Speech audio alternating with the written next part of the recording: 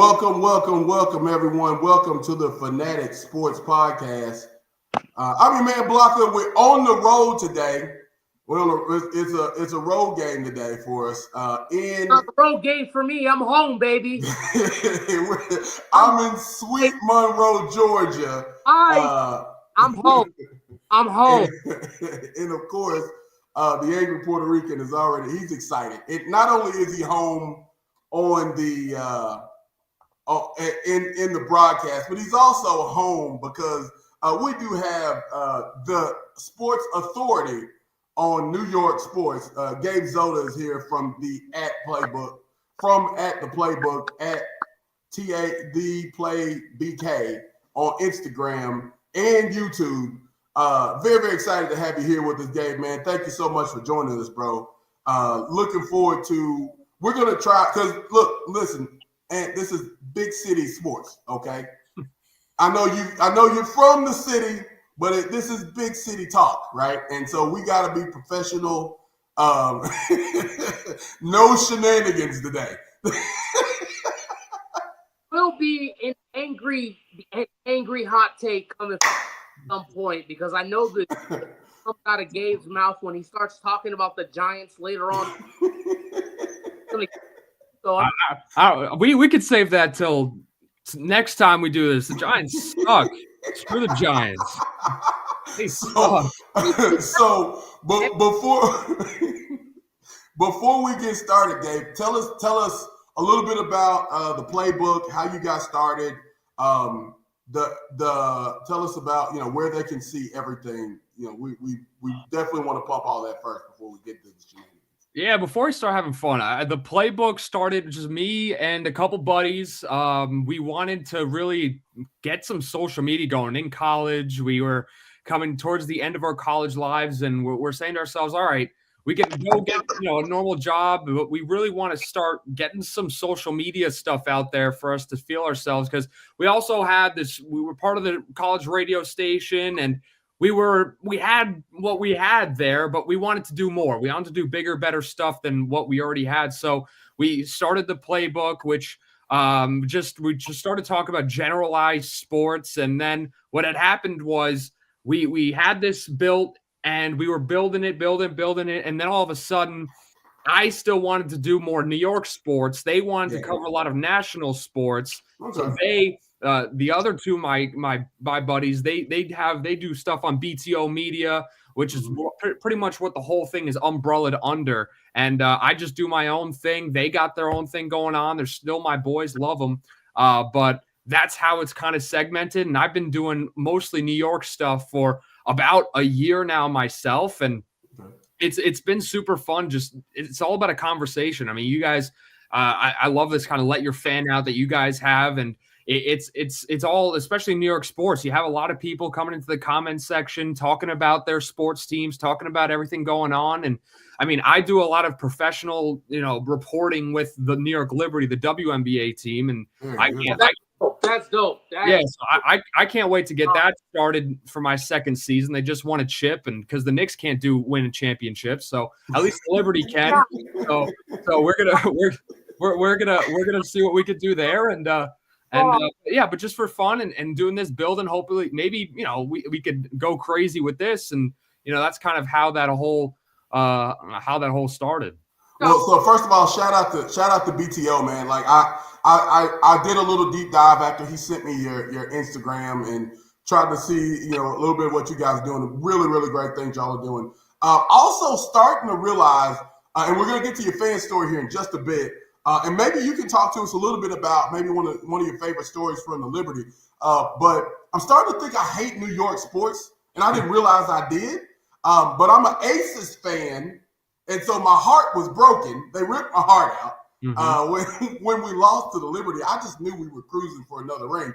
But I guess, I don't know, man. I didn't think I hated New York sports, but I'm starting to realize I might hate it. I don't know why. I mean, you guys, the Aces won 2 in a row. I mean, you're feeling good. You're not. I don't. Listen, trust me. As a Clippers fan, I'm with you. If I can't get it on the boys' side, let's go get one on the girls. Yeah. One of those. I only give you one of those till the segment starts. You only get one of All right. Well, as you said, you wanted to talk about the Clippers since they play tonight, and I want to talk about them. You want to know why I want to talk about them? Because we have a friendly little bet. I got to hear about this. For anybody that might be new to this, that's just checking us out, feel free and go ahead and start. You can explain the bet for this round. If the Clippers lose this round, okay? If the Clippers lose this round and the Knicks go on to win this Detroit Pistons round, yeah, he has to root Ugh. like an actual Knicks fan. Like, you know how crazy they get when the Knicks win? He's got to show video and. Oh my gosh! I have to be a New York Knickerbocker fanatic until their run comes to an end. So you can imagine, I'm not necessarily rooting against the Knicks, but I'm definitely rooting for the Pistons. So, Clippers win and the Knicks lose this round. Mm-hmm. What I have to do is I have to get on every single time we get on a podcast. I have to first introduce him as the one of the greatest Clipper fans in the world, and I also have to say the Clippers are the best team in the world. That is kind of disgusting, but I promoted this bet. Yeah, because I got tired of him talking. Last week he was on. Last week I was at work, and I'm hearing the shenanigans coming from his mouth. Oh, I don't really want to talk too bad about the Knicks, and this and third. And first thing he says to me, you were down by 20 to the Detroit Pistons. Immediately, that's the first thing I say. But for what it's worth, I also he messaged me literally as soon as the Knicks won, and I was still steaming. I'm a sore loser, by the way, which is crazy because not only in my sports career, I haven't had a great run at winning a bunch of I wasn't a part of a bunch of winning teams, and so you think I'd be pretty good at losing. And I support teams that haven't had great histories of winning either. So you would think this losing thing would come a little bit easier to me, but man, I am a sore loser. Yeah. And so I was. And I think with that, it's the way the Clippers lost is what kind of frustrated me most. But we'll get to that. But he hit me right, and it was like he didn't know it. But he hit me right he punched me right in the stomach as soon as they won, and I was just like I had to get back. Here's the thing, Gabe. He knew it was gonna happen.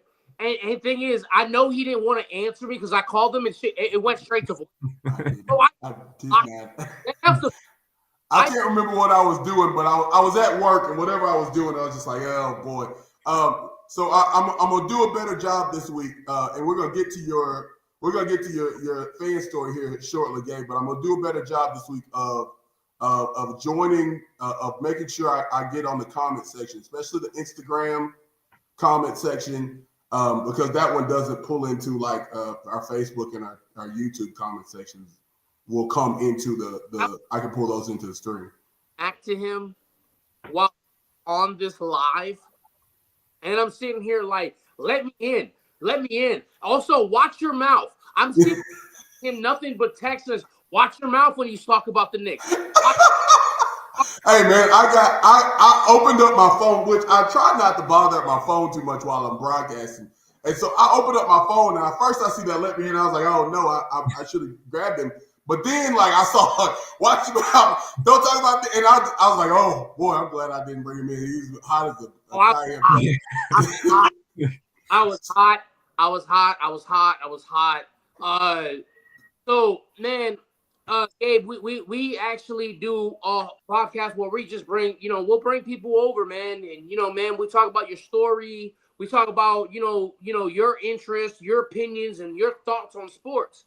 Yeah. So with that being said, man, let's switch to the segue, man. And let's just go ahead and I just want to ask you, man, how did you become a Yankee fan? You are from New York. Thank you. Ride with me, but I'm not riding with you on this team. Okay. All right. How did I become a Yankees fan? I mean, my dad, his favorite player is Mickey Mantle. And my dad, and he biggest Yankee fan of that era. And the funny thing is, like, so I was always watching the Yankees, whatever. He was always telling me his heyday stories about Mantle and Gehrig and the guy. My dad's 70. What is he now? 70. I'm 23. He's 73. So he's seen a lot. And 3? I'm 23. Yeah. Oh, you have not been around for you weren't around for the Subway Series World Series? No, I got a hat from there though. That's fair enough. He was 3. Hey, Yeah. and you thought of. He was 3. Yeah. So I guess I was thought of. So whatever. But it's so that's kind of how that happened. And it's funny because I was never early on, I was like a very much like a nerd type guy. Like for example, one of my Christmas presents, my parents got me a geology set. And I used to love just rocks and all that stuff. I went through the whole Boy Scout system, became an Eagle Scout, right? I did all those great things, but in the background, I was slowly developing my fandom for sports, and I was always watching the games. And obviously, Derek Jeter was my first guy that I really clung into in terms of the Yankees. What got me into baseball was actually Albert Pujols. And it's a reason why my favorite single digit number is 5, because of Albert Pujols. And he got me into baseball to start with. I started by playing first base, and that was kind of the way that I started playing baseball. And then obviously I'm following the Yankees, Derek Jeter, that whole great core 4 squad. And 2009 kind of cemented my fandom for that Yankee team, because I was sitting there at my babysitter's house. We were watching the World Series, the final game of that World Series, where the Yankees ended up winning. And at the end of it, I was watching, I was following, but when they won, it hit me like never before. Like it was some sort of like magical moment when they won the World Series. That's when I kind of knew. I was like, all right, this is for real. And Robinson Cano and all those guys, I fell in love with that team. So that's kind of what got me into being not even just a Yankees fan, but being a sports fan entirely. So tell me this. Since you are a Yankees fan, and I forgot about that 09 ring, that's the one ring that A-Rod got, if I'm not mistaken, right? Yeah. Talk to me a little bit about your feelings on Alex Rodriguez. Can I speak? Alex Rodriguez was a dick. Yeah. So that's the thing right there, right? You have a lot of just Yankee fans as well saying that he's like one of the most hated Yankees because they don't take any of that legitimately anymore, like what he did, because everything was just PED based. Obviously, I'm a little bit younger at that point, so like it didn't really like affect me that much. I just saw a guy hitting home runs, and I was like, this guy is the greatest that I've seen, right, at that point. And for me, I'm a little bit lighter on A-Rod. I know a lot of people call him a dick. I don't want him on broadcast. I think now he's a cornball. I think now he's a little bit cringy on broadcast and stuff. Yeah. But when he was playing and hitting home runs, I had no problems with that. He could do that for me any day. Hey, can I tell you a funny story? So there used to be a restaurant, and y'all can look this up, 85th and 2nd Avenue. Okay. Called Mustang Grill. Used to work at this place. I used to manage this place. I started off as a young pup. I worked my way up as an 18-year-old manager, 19-year-old manager. Okay. Alex Rodriguez shows up with his wife at that time. Mind you, he's had multiple. Right. With his wife at that time and his agent, and they come to have dinner at Mustang Grill, 85th and 2nd Avenue. I remember this to this. I will never forget. I'm digging it up now. This is a fancy spot you're talking about. Mustang Grill. Yeah. Mustang Grill. Yeah. No longer, because the owner was just too busy doing a lot of other extracurricular activities. Let's just put it that way. Well, okay. Business went down. He was taking the money that was putting in, and businesses went down. Anyway, so Alex comes in. Now, this is big for Yankee fans and Yankee players. Right. I started off as a dishwasher at like 14, 15 years, and I made my way into managing. And we're told and we're taught, when a celebrity comes in, act professional, don't act like a fan. Okay? So the first thing I'm supposed to do is, sit them down. I'm the manager at the time. I'm 19 years old, man. I have no idea what's going on, man. At 18, 19, I have no idea how to handle this situation. There's a guy sitting at the bar, and this is right after he hits the 3 home runs. He has 3 home runs, has 10 RBIs. And if you remember that, I'm pretty sure you remember that because it was something very historic. No Yankees done this in a long time. Yeah. So there's a guy with Alex Rodriguez's jersey sitting at the bar. And I don't know how many he's had to drink, whatever, but he wants to shake Alex Rodriguez's hands. Okay. He wants to come up to him. And we tell him, hey, look, man, Alex is not big on that. I was just like, yeah, that's fine. Cool. I don't mind talking to a fan. Now, mind you, he's with his wife. Now, again, I just said he's with his wife. He's with his agent. He's got his bodyguard sitting off to the side, and they're eating by themselves, but they're like right across from him, right across the table. So they were basically skeptical about who was walking up to the table, who was doing this, whatever. The guy comes up and says, hey, man, thank you so much for what you've done for the Yankees. Thank you for that 3 home run, 10 RBI night. I just want to shake your hand. And Alex Rodriguez goes, I don't know where your hands have been. Goes, I don't know where your hands have been. I'm sorry, sir, but I appreciate it, but I can't shake your hand. Okay. The guy's like, he's about 2 more drinks in. He comes back. Oh, boy. Here we go. Done eating. He's like, man, can I at least buy you a drink? And he goes, I don't accept drinks from people. I don't accept gifts. The guy's like, all right, cool. Well, can I at least take a picture? Alex Rodriguez goes, no. He's just not having it. This is... Hands to God. The guy goes out. As soon as he says, no, I can't take a picture with you, takes the jersey off and takes a piss. He urinates on his jersey. I love New York. Like, he's bugged out. Like, Alex is like, yo, should I fear for... Yo, this is Alex. Should I fear for my... Should I fear for my life? And like, I had to tell him, I was like, man, we'll just get you out to the backside. We'll get you out. I'm 19 years old handling this celebrity issue. You're doing a good job of it, too. It was the funniest thing, but he really is. Excuse my language again. Put another one in the swear jar. One more in the swear jar. Second one. He was a straight up dick.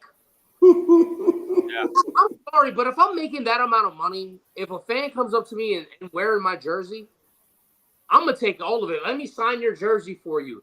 I'll take the gift. Let me take the shot. Hey, you know what? I'll buy the whole bar a shot. But to not be accepted, to be acceptable of New York Knicks fans, knowing how crazy we are when it comes to the fact that the Yankees, that was their 27th World Championship. Let's just get this straight. 27. There is no other team with more championships in the history of major sports. Put it there. Let's be real here. And to see that, I was kind of bugged out. I was taken aback. I was nervous. I had no idea what I was supposed to do. I'm on the phone with the owner. I'm like, this guy just took a piss, urinated. I'm sorry.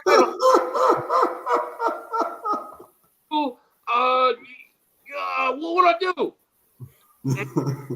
Sideways, the third, blah blah blah. Get him out because the fan, like, there were people starting to have an uproar in the restaurant because he urinated on Alex Rodriguez's jersey and stuck his finger up at Alex Rodriguez and his security guards and said, "I hope you have a this."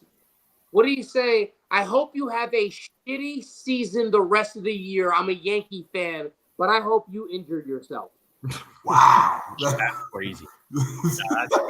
That's OD. That right there was probably the craziest things, and that's why I say when we talk about Alex Rodriguez, and also Roger Clemens is another one.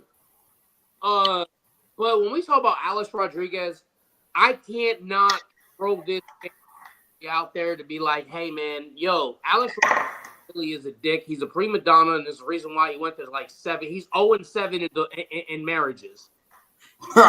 Gee whiz. We're with Gabe Zoda from at the Playbook on Instagram. Definitely check him out, man. So you were telling us before we got on, man. You're working with the Liberty as well. You got any good stories so far yet from working with the Liberty? Well, I got really lucky. My first year was a championship season, their first championship season. So, I mean, it's a little bit, we could talk about a little bit behind the scenes, but first I want to talk about just the fans a little bit. I mean, I was at the parade, and I talked to a bunch of fans who were, first year fans from '97, and those people, I always say those are the people who deserve it way more than me. I mean, fine, I get the press passes, I get behind the scenes, I get to talk to the players and coaches, but I mean, they deserve the ring more than anybody because they seen it all. They went through all the nonsense and the mistreatment, especially of the franchise. I mean, Dolan, he threw out the Liberty like they were a used condom. That's how bad they threw him out. And they threw him out to Westchester. And a lot of fans, they didn't go to games in Westchester because they said there's no point. I mean, this team, first of all, they weren't that good because they just didn't support the team and didn't put good players around the team.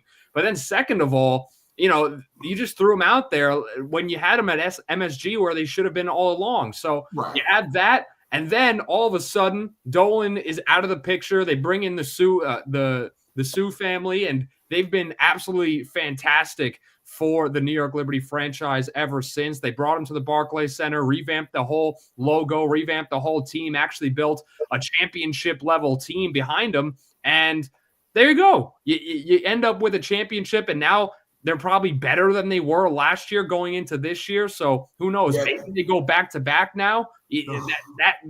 That's how possible it is because you actually have an ownership group that gives a shit about the team. Yeah, definitely. And so that's the beauty of this thing, man. We're in a really special time in women's basketball in particular, women's sports as a whole, but women's basketball in particular is in a really special spot. And the Liberty are right there. Like you said, they're going to be good again. I know we hadn't even gotten into our script yet, what we had planned on, but man, just thinking about it, you and I were talking about, I'm an Aces fan.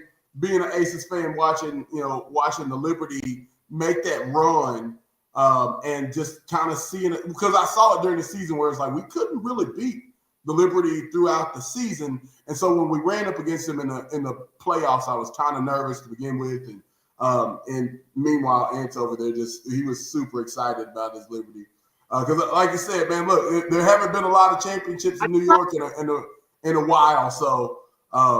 It's good to get one. I can only imagine the excitement in the city for the Liberty after that. Look, hey Gabe, man, it's kind of nice to actually have some backup today. Yeah, 2v1. I do kind of feel like I might be getting jumped. Well, all right. So then let's get to a sport where we can't all agree for once. First Northerner other than myself as a co-host. Touche. So far, we're spreading out and looking forward to it. With an actual website from the North, I commend you. I thank you for everything you do. When you comment, you give your about the Mets, you talk about the Yankees. I don't know if you talk about the Rangers that much. I mean, you really don't. I only see those three sports unless it's the Giants, and then I actually slide through because I'm not a fan, so I slide past that. But man, it is nice to have some backup here. But I want to ask you, you brought up a name that has etched himself into probably one of the worst owners, other than Dan Snyder. Jared Jones, too. You brought up James Dolan. Yeah. God bless him. How happy were you with his selling? Mm-hmm. His selling of the Liberty?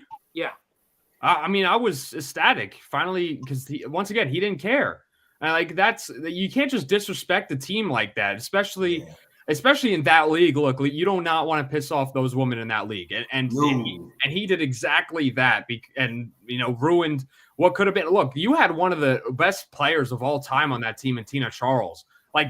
You have best player of all time, and you're just going to not even support her, not even do anything. And she's done nothing but give back to New York basketball. She is a New York basketball legend, icon, and that's even before she was on the New York Liberty, right? So she was, coming through high school, one of the best, through Harlem, one of the best of all. Last year, she went into I think it was the Harlem Basketball Hall of Fame or something. That's awesome. Yeah, celebrated on the New York Liberty floor. Like, they brought out all these different names of people that came through, and Tina Charles was awarded that. And, just class. That's how you describe Tina Charles. I mean, I spoke to her after they lost to the Liberty in the playoffs, and there's just still nothing but just the most classy person that you'd ever meet. And that's the person you disrespect. That's the person you throw out to the side. To me, that's just disgusting. And, we talked about before,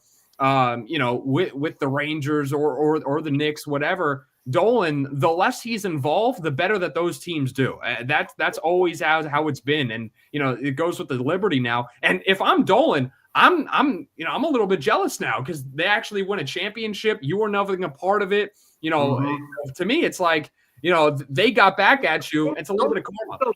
Gabe, don't forget, he doesn't care.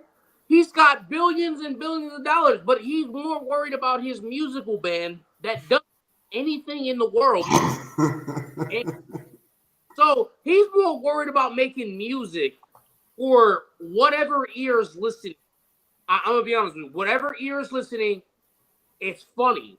But I respect you for that. But I do have to ask you.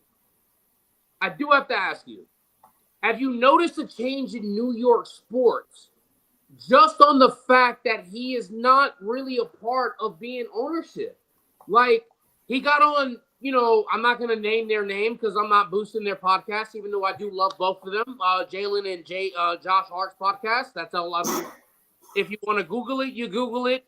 But we will not be doing any free advertisement here. Yeah, unfortunately not. So, yeah, man, on that show that they had, he got on there. He talks about, being a Knick owner and this and the third. And it's like, you have done nothing but bring treacherous times. Treacherous, yeah. You traded Patrick Ewing. The dumbest thing I've ever heard in my life was to trade your star players because he got injured. You trade him to Orlando. Oh, what a gross time. What a gross time. Thinking at that time. So when you think about that, man, you think about, how the movement in CBA and all of this, and we're talking about collective bargaining agreement, and we're talking about all of this. You say you follow a lot of New York sports and you follow women's basketball. I do have this question to ask you, Gabe. What do you think about them striking? They in 2026, the women? I think it's very likely. I think that if you are Kathy Engelbert or you are the commissioner and all those, it's going to be weird. And I was on a different podcast like a couple months ago before a lot of the CBA strike talk was even, happening. And I made an analogy. I don't know if it's the greatest one, but I'll say it again. I feel like it's you have a situation where you're dealing with like a very young and exciting child. And that's the WNBA right now. And you are right now, you're like the ownership, the parents of that situation. And the young child really wants a new toy, right? They see a toy on the aisle and they're like, I want it, right? And you're holding their hand and they're like sprinting towards that toy. And that toy figuratively is more money. That toy is all the stuff that they kind of want, right? In this rising league. But the ownership group, kind of like the parents, are saying, hey, let's chill out a little bit. We don't gotta get that toy right now. We don't really have the money for it right now, whatever. And that's kind of the ownership. And it's a weird situation to where they had a league over the winter in Unrivaled that did pretty good numbers, and they were very exciting. They had amazing fan engagement and all those things, and it kind of raised the bar a little bit for the expectations of what women's basketball can be. So it's going to be interesting. I think they do inevitably do strike, but at the end of it, this has a chance to be one of like the biggest CBAs in WNBA history. I think the players are going to obviously get an increased salary. They deserve it. But at what is that benchmark? What is that kind of uptick? And that's going to be the biggest discussion, because let's keep it a bean once again. The WNBA is still not a profitable league just yet. They still lost money last year. So until whoa. Before you say that, so me and Blanca were talking about this not so long ago with a guy that we actually have on regularly, which we need to get you on base with him too, man. Freezy Sports. We talked about women's basketball. Shout out Freezy. What up, Freezy? That we have collectively that get on here. Antonio. Shout out to Antonio. Shout out to Jeremy. Shout out to Blanca. Shout out to the Blue Report. But we actually have a collective. And honestly, I don't see how they are going to lose money. I don't see how they lost money. They're about to gain so much money. It's going to be ridiculous. Right. Last year, if you look at it, with Angel Reese and Caitlin Clark and Aces, the Liberty, what they did in the playoffs, what the teams did in the playoffs, and the dramatics behind that, I don't know if you can actually ask for a better script if you were in like a WWE situation. For a better script. I don't know if you ask for a better writing on how this got played out. I'm sorry, but I'm with Angel Reese. Granted, I'm still second guessing her nature of what she really does in the WNBA, whether she just likes to miss on purpose and grab her own rebounds to be a double machine. I don't know. But we won't talk. Go too. It doesn't matter. It doesn't matter what she does. It's what she represents, and she represents. She's style. She's flair. She's the Magic Johnson of this thing, right? And I mean, and then the same thing with Cameron Brink, and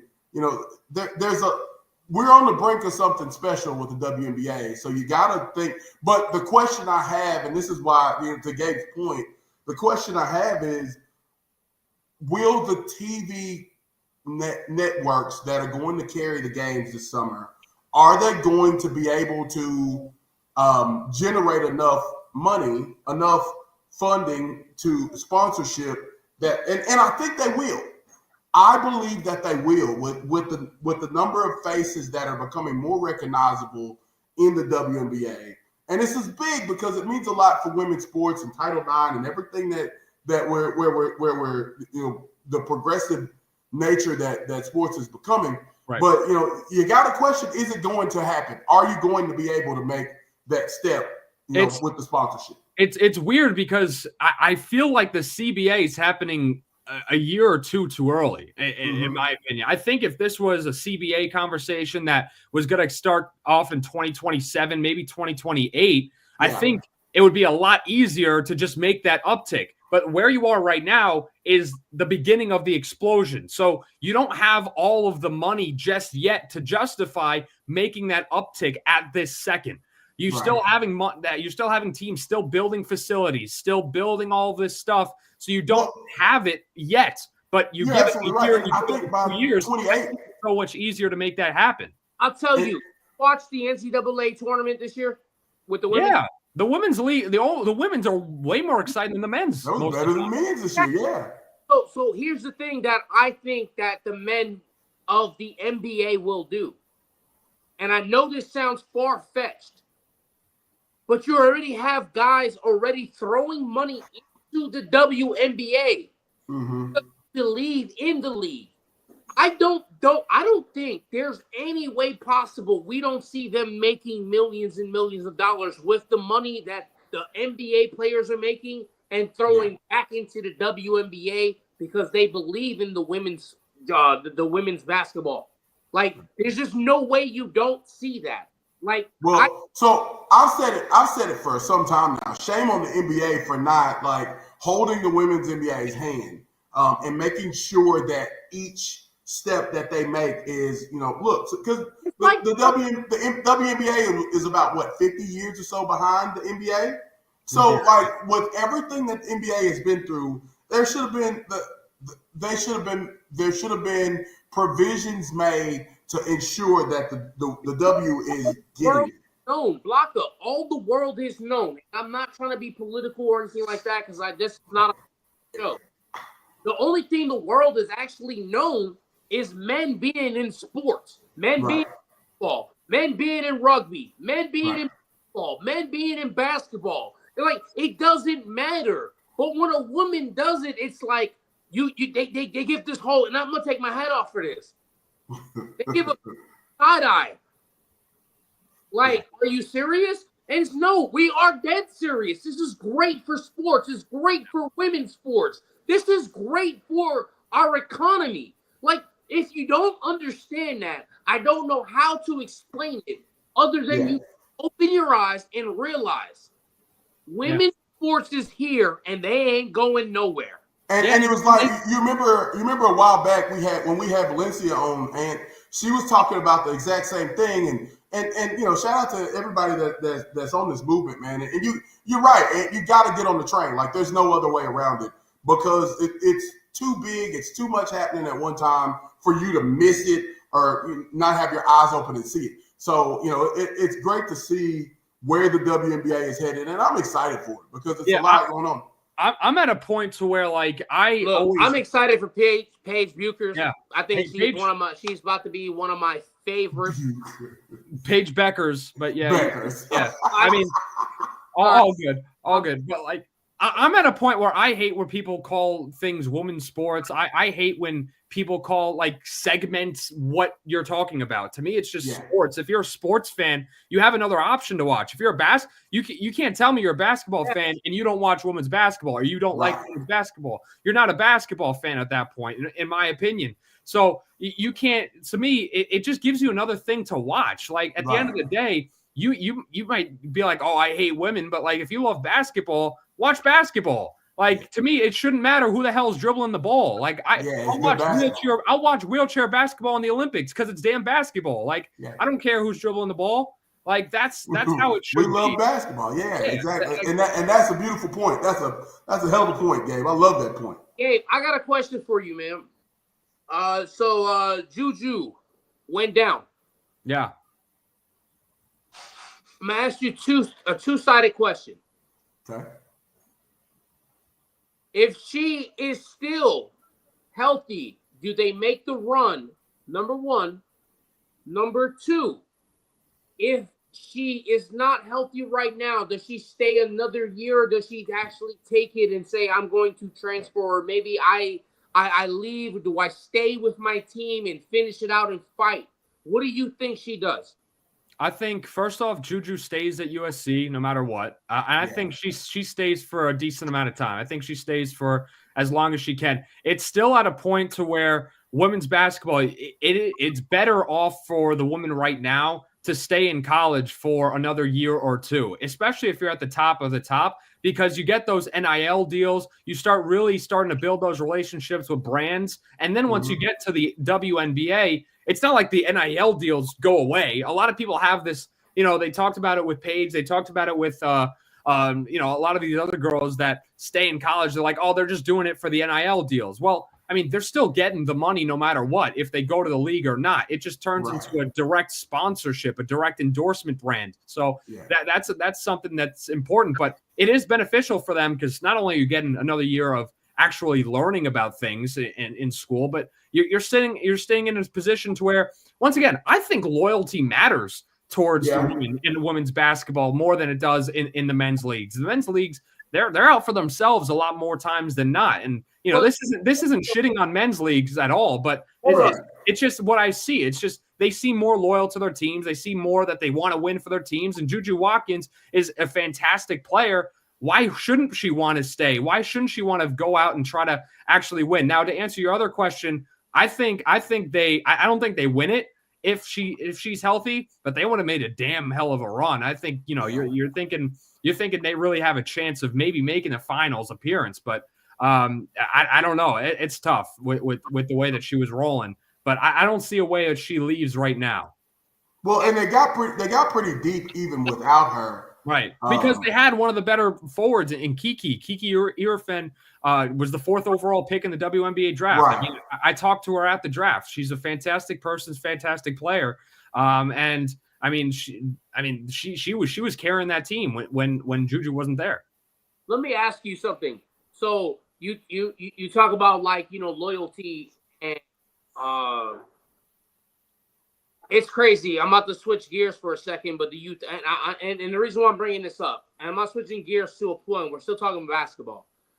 Okay. We're talking about loyalty, right? We're talking about loyalty, but that loyalty also has to come from the upper management, the front office, the general manager, the owners. That has to come from there, right? That loyalty. Yeah. I want your honest opinion because we talked to you before air. And you said the Lakers that you're a Laker fan. Yeah. I got to ask you, what loyalty lied in this trade?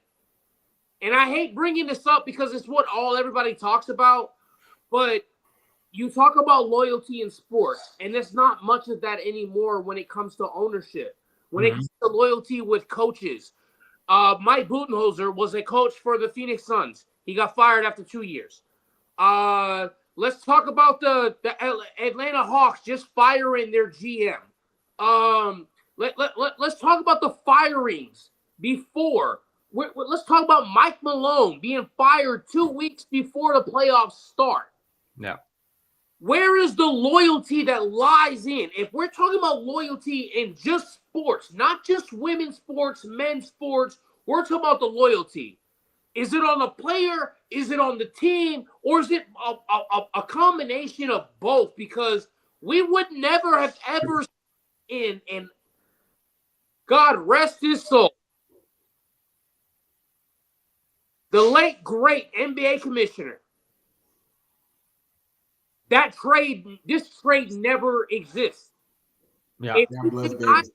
All trade to the LA Lakers to join up with Kobe. Do you think Luka and LeBron would be an actual tandem right now? Probably not. There. What do you see now in sports? What do you see about loyalty? Because loyalty ain't really there no more. It's about the money. Yeah. Yeah, no, loyalty is kind of in a weird spot. I mean, you look at those coaching fires, and you look you read a little bit under the hood on those firings. I mean, Budenholzer, the players they were done with him, right? So if you're the front office, top of the line, it was a situation where, I mean, do you side with your star players because you want them to stay to sell more tickets, or do you side with I want to keep with this coach? So that was an interesting spot. Similar thing with now the Nuggets as well with Michael Malone. Michael Malone, I mean, he was a guy to where he's deemed as one of the smartest coaches in the entire NBA.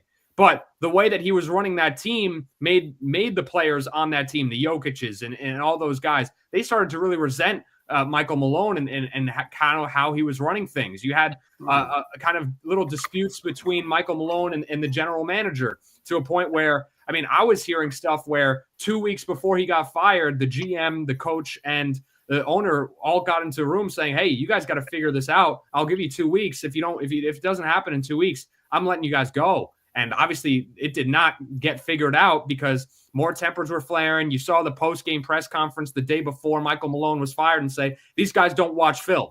These guys don't do this." So if you don't get that buy-in from the players to the coach, that means something's going wrong. There was no connection between the players and coach. And at that point, you can't fire Nikola Jokic, one of the best players in the league. So, but you can fire that coach to get title, by the way. Yeah. I mean, MVP, yeah. Fourth, not NBA title, 4th MVP. Yeah. So I mean, you have a situation where you're going to side with that guy, you're going to side with the coach, you're going to side with the player at that point who's winning you in getting a lot of those ticket sales. So I mean, it's an interesting spot. These firings are weird, but as weird as they are, because of the timing of it all, they kind of make sense, right? They kind of make sense because you need it doesn't even matter who the next coach is at that point. It makes no difference. You just need somebody who's not going to bring the vibes down before the playoffs. And if that's getting rid of the coach, whatever. And now, obviously, I mean, I guess we'll talk about the Knicks in a little bit. But I mean, the Knicks, a lot of the Knicks fans. I made a video about how Knicks fans were miserable before the playoffs because they were. I don't know. Yeah, the Knicks fans are miserable. I don't know why they're miserable after having finally a successful team over the past 2 years. And I was getting hate comments. I was getting love support comments. I was getting a bunch of stuff. I mean, to me, it's insane. But a lot of people want Tibbs fired, and they want Michael Malone to be the next coach. So, I mean, we'll see how that goes, I guess. Yeah. So let me jump in right here. So one, I'm very interested. I'm interested in the point you made, talking about loyalty. And so to answer your question, and the thing with loyalty is it's business. And so loyalty is never going to lie in the same bed as business. Like you look at, what LeBron went through in Cleveland the first go round and how he was treated. You just told a story about how about A-Rod in your restaurant. Like it's hard to have business and loyalty in the same boat. But more importantly, the irony is that Gabe talks about how most teams are going to side with the player as opposed to the coach, or the GM or whatever staff member. Then we talk about Luka going to LA, where the team chose the GM made a decision and did not side with the player, and you see the outrage. And so the irony of all of this is that while we're in the middle of our pod, there's some information. Someone's interviewing with Nico as we speak. And so things just keep coming out. I keep getting notifications. He says he didn't know how important Luka was to the fan base. I don't know if I misread that.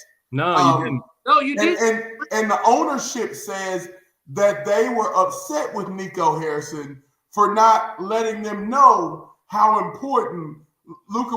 Like, what are we talking about right now? He's going bye-bye.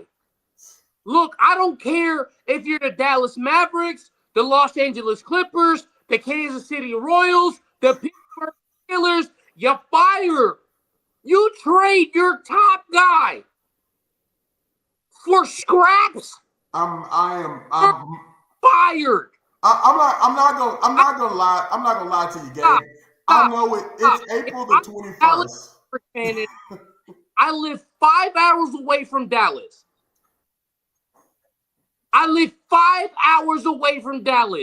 Had I, decide I'm gonna go take a trip to Dallas to go watch Luka play, to find out he gets traded and he's not there, dude, he's traded.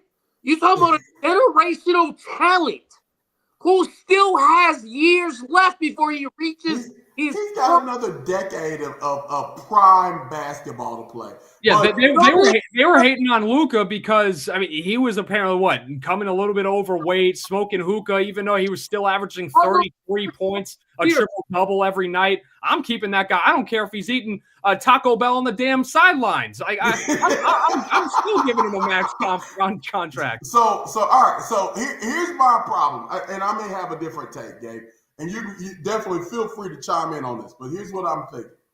My problem now, I'm not a Luka fan. I should start there.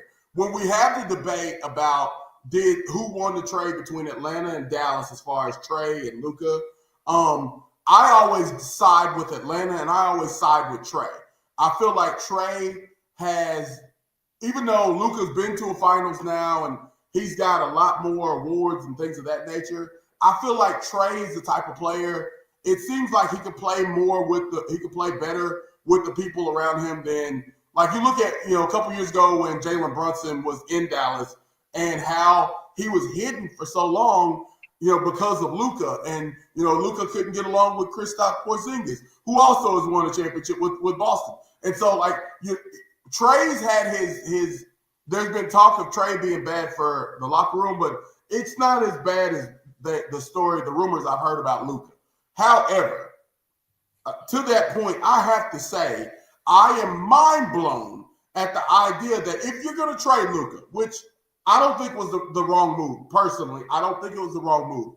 But if De'Aaron Fox gets Sacramento 3 first-rounders, how do the Mavericks only get a 2029 first-rounder, Max Christie, and a 33-year-old injury-prone power forward who can't shave his eyebrows?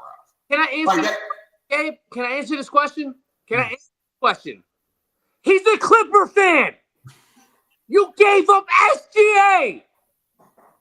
And we got Paul George and Kawhi Leonard. I'm not even going to that. We got Paul George and Kawhi Leonard in return. If all I've got to give up is Danilo Gallinari. You gave up SGA, who is now about to be he is the front runner for MVP and led their team to a 68-win type season. Excuse me, if I want to embarrass you for being a Clipper fan right now, talking about some loyalty and some trade, sir. Listen, first of all, y'all were down 20 points to the Pistons. I don't care. They only won 20 games last year, and y'all were down more points than games they won last year. Whatever. I don't care. You call them pricks. I don't care if you call them Hicks. I don't care what you call them. Nixon 5. Y'all might lose the series. Speaking of, so I don't care what you say, but your team, you have no reason to talk about any of that. Your team gave up a whole bunch. And we got Kawhi Leonard and Paul George in return. You traded him 2 years later. You didn't even give him an opportunity to actually shine with the team, with what the team is doing right now. Oh, yeah, you can send me. They were 17-3 in the last 20 games. Well, guess what? You're 0-1 in the playoffs. You ain't do shit. And James Harden and Kawhi Leonard, I ain't gonna lie, man. I ain't lying. Hats off to you. You did great. We were hooping. The rest of your role players did nothing. So, sir, when we talk about loyalty and when we talk about greatness and we talk about trades and great trades, I'm sorry, but that Laker trade was probably a finesse of the century. We talk about Seth Rollins in WWE having the heist of the century, you know, when he throws his money in the bank contract in the Brock Lesnar Roman Reigns WrestleMania match. And then all of a sudden he becomes WWE Championship. Guess what? They did the same exact thing. You got finessed, sir. You got finessed. Who? Yeah. Got finessed. Nah, no, we didn't. Gabe, no, we didn't. Elaborate on how he got finessed. I don't know. I mean, the Clippers didn't do anything. No, neither team has They done don't do anything in general. Well, yeah, because you gave the Clippers just ended up getting with injury-riddled guys. Is what it is. Yeah. Well, if you look at it in 2019 when the trade occurred, that's a trade. If you got a chance to get Kawhi Leonard and Paul George, and all you got to give up is a guy who was at the time only averaging 20 points a game. And, dude, I'm still not trading SGA at that point. Paul George. Well, so I'd be willing. The point I would make is, I'm sorry. Go ahead. I was going to say Paul George. I mean, yeah, he was good on defense in OKC, but other than that, I'm never taking Paul George, a guy who's aging, guy who's getting injured. The only reason why you got Paul George because Kawhi said, "Hey, get Paul George and I'll join." Yeah. But I mean, I'm still not doing that because I'm still taking the guy who that summer was the summer to where he really put it together, really went hard in training camp. I remember seeing summer clips, and we all see summer clips of these NBA guys. They look like the greatest players of all time, and we're all like, oh, okay, they're going to be this, that, and they end up doing nothing like Ben Simmons. But SGA, he wasn't doing that type of off-season stuff, right? He was doing off-season stuff to where you saw his off-season work, and I remember I saw that stuff, and I was like, okay, he's actually putting in the right kind of work. He's not just doing in these runs. He's putting in the right kind of work to take that next level. Obviously, he has over the last couple of years. Right. I mean, I think that trade's a little bit dumb, but I mean, you did what you did to get the guy that you got in Kawhi, which was kind of the main point of the trade anyway. So, right. So, well, then you answer. Still haven't done anything with it though. you're answering the question I was going to ask next is, do you think that Shai Gilgeous-Alexander was going to be that guy even in LA? Because I'm of the mindset, and I just don't believe in my 20 off the bench. Yeah, 20 off the bench. So was Jalen Brunson was averaging 20 off the bench and signed a max contract. Please stop the madness. So and what has Jalen Brunson done in New York? Exactly. So my my point is that I don't think that the Clippers were going to develop, because the last time we haven't developed a player to the level that Shai Gilgeous-Alexander is at yet, right? I've been a Clippers fan since 2015. I have yet to see us develop a guy. I think the closest we might have gotten was Blake. That's the closest we've gotten in developing a guy to be that level. We haven't developed an MVP level player. So what makes me think that we were going to do that with Shai Gilgeous-Alexander? And obviously they didn't think that. That's why they traded it, right? So I don't. Obviously, 5 years later, hindsight's 2020. Just bringing up that trade, which I did not do.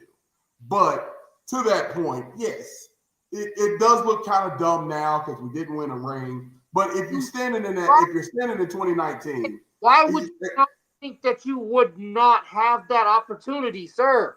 Look, man, see, you done made me brought I done brought it out. God bless. Oh man, God bless this team. We're off the rails. we're going off the rails. So all right, Gabe, you're a Giants fan. Your favorite football team has the number 3 pick. Yep. Have you looked into the NFL draft at all this year? Yeah, I mean, I'd be bad at my job if not, right? Sir, yes, sir.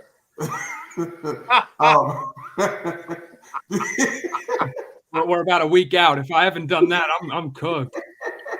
Oh yeah, the draft's Thursday. So, what about the draft? Like, what do you think your team is going? Like, how do you see the first 5 picks going, man? What's your first 5 pick mock draft? Well, yeah. So first 5 picks, I'll stick with the way that my BTO guys have done it, just to give them another plug because they deserve it. Shout out to BTO for sure. Shout out.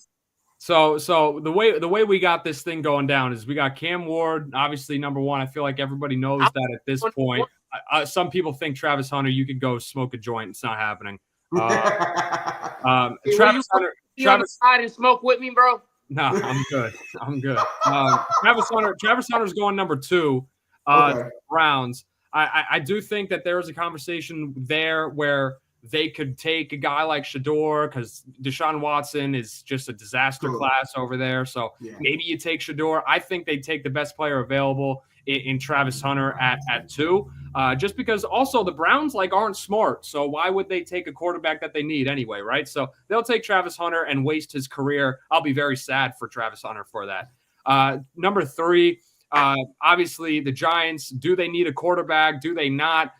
Immediately everyone says, yes, they need a quarterback. So you want to take, Shedeur or whoever it is at that point. But the way that this team's been talking, the way that Joe Shane's been talking and, kind of the picks that they made with Danger Russ and Jameis Winston, they're gonna take Abdul Carter with the number 3 pick. So I think you build one of the best defensive lines in the NFL. You take Abdul Carter number 3. Will Campbell goes 4. Mason Graham goes 5. That's my top 5 in the draft. Okay. That's the way we got things. Number 4, that's the Patriots, right? Yeah. And then number 5 is the Jaguars. The Jags. Okay, that actually makes a lot.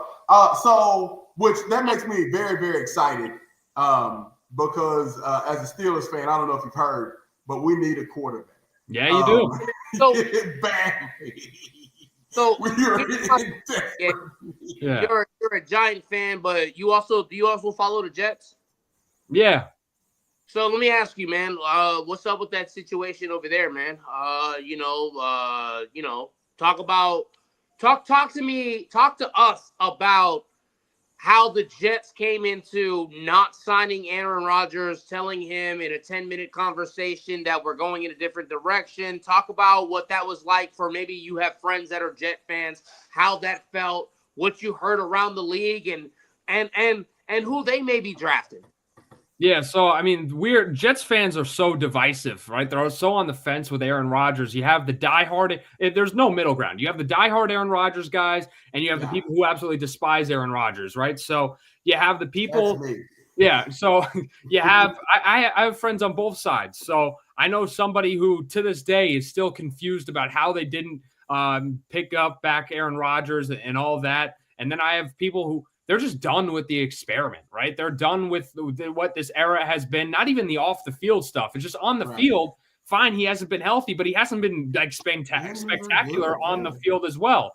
And you could say whatever you want about the offensive line and all this other stuff, whatever. How many times are going to keep giving a 41-year-old so many excuses? I think for the Jets, we're at a point where you kept beating a dead horse to try to maybe get a Super Bowl and try to maybe get somewhere, or you look more towards the future here. And I think that's what the Jets are doing. They got Aaron Glenn, who seems to be a really good guy, motivator, head coach. We'll see how he actually performs.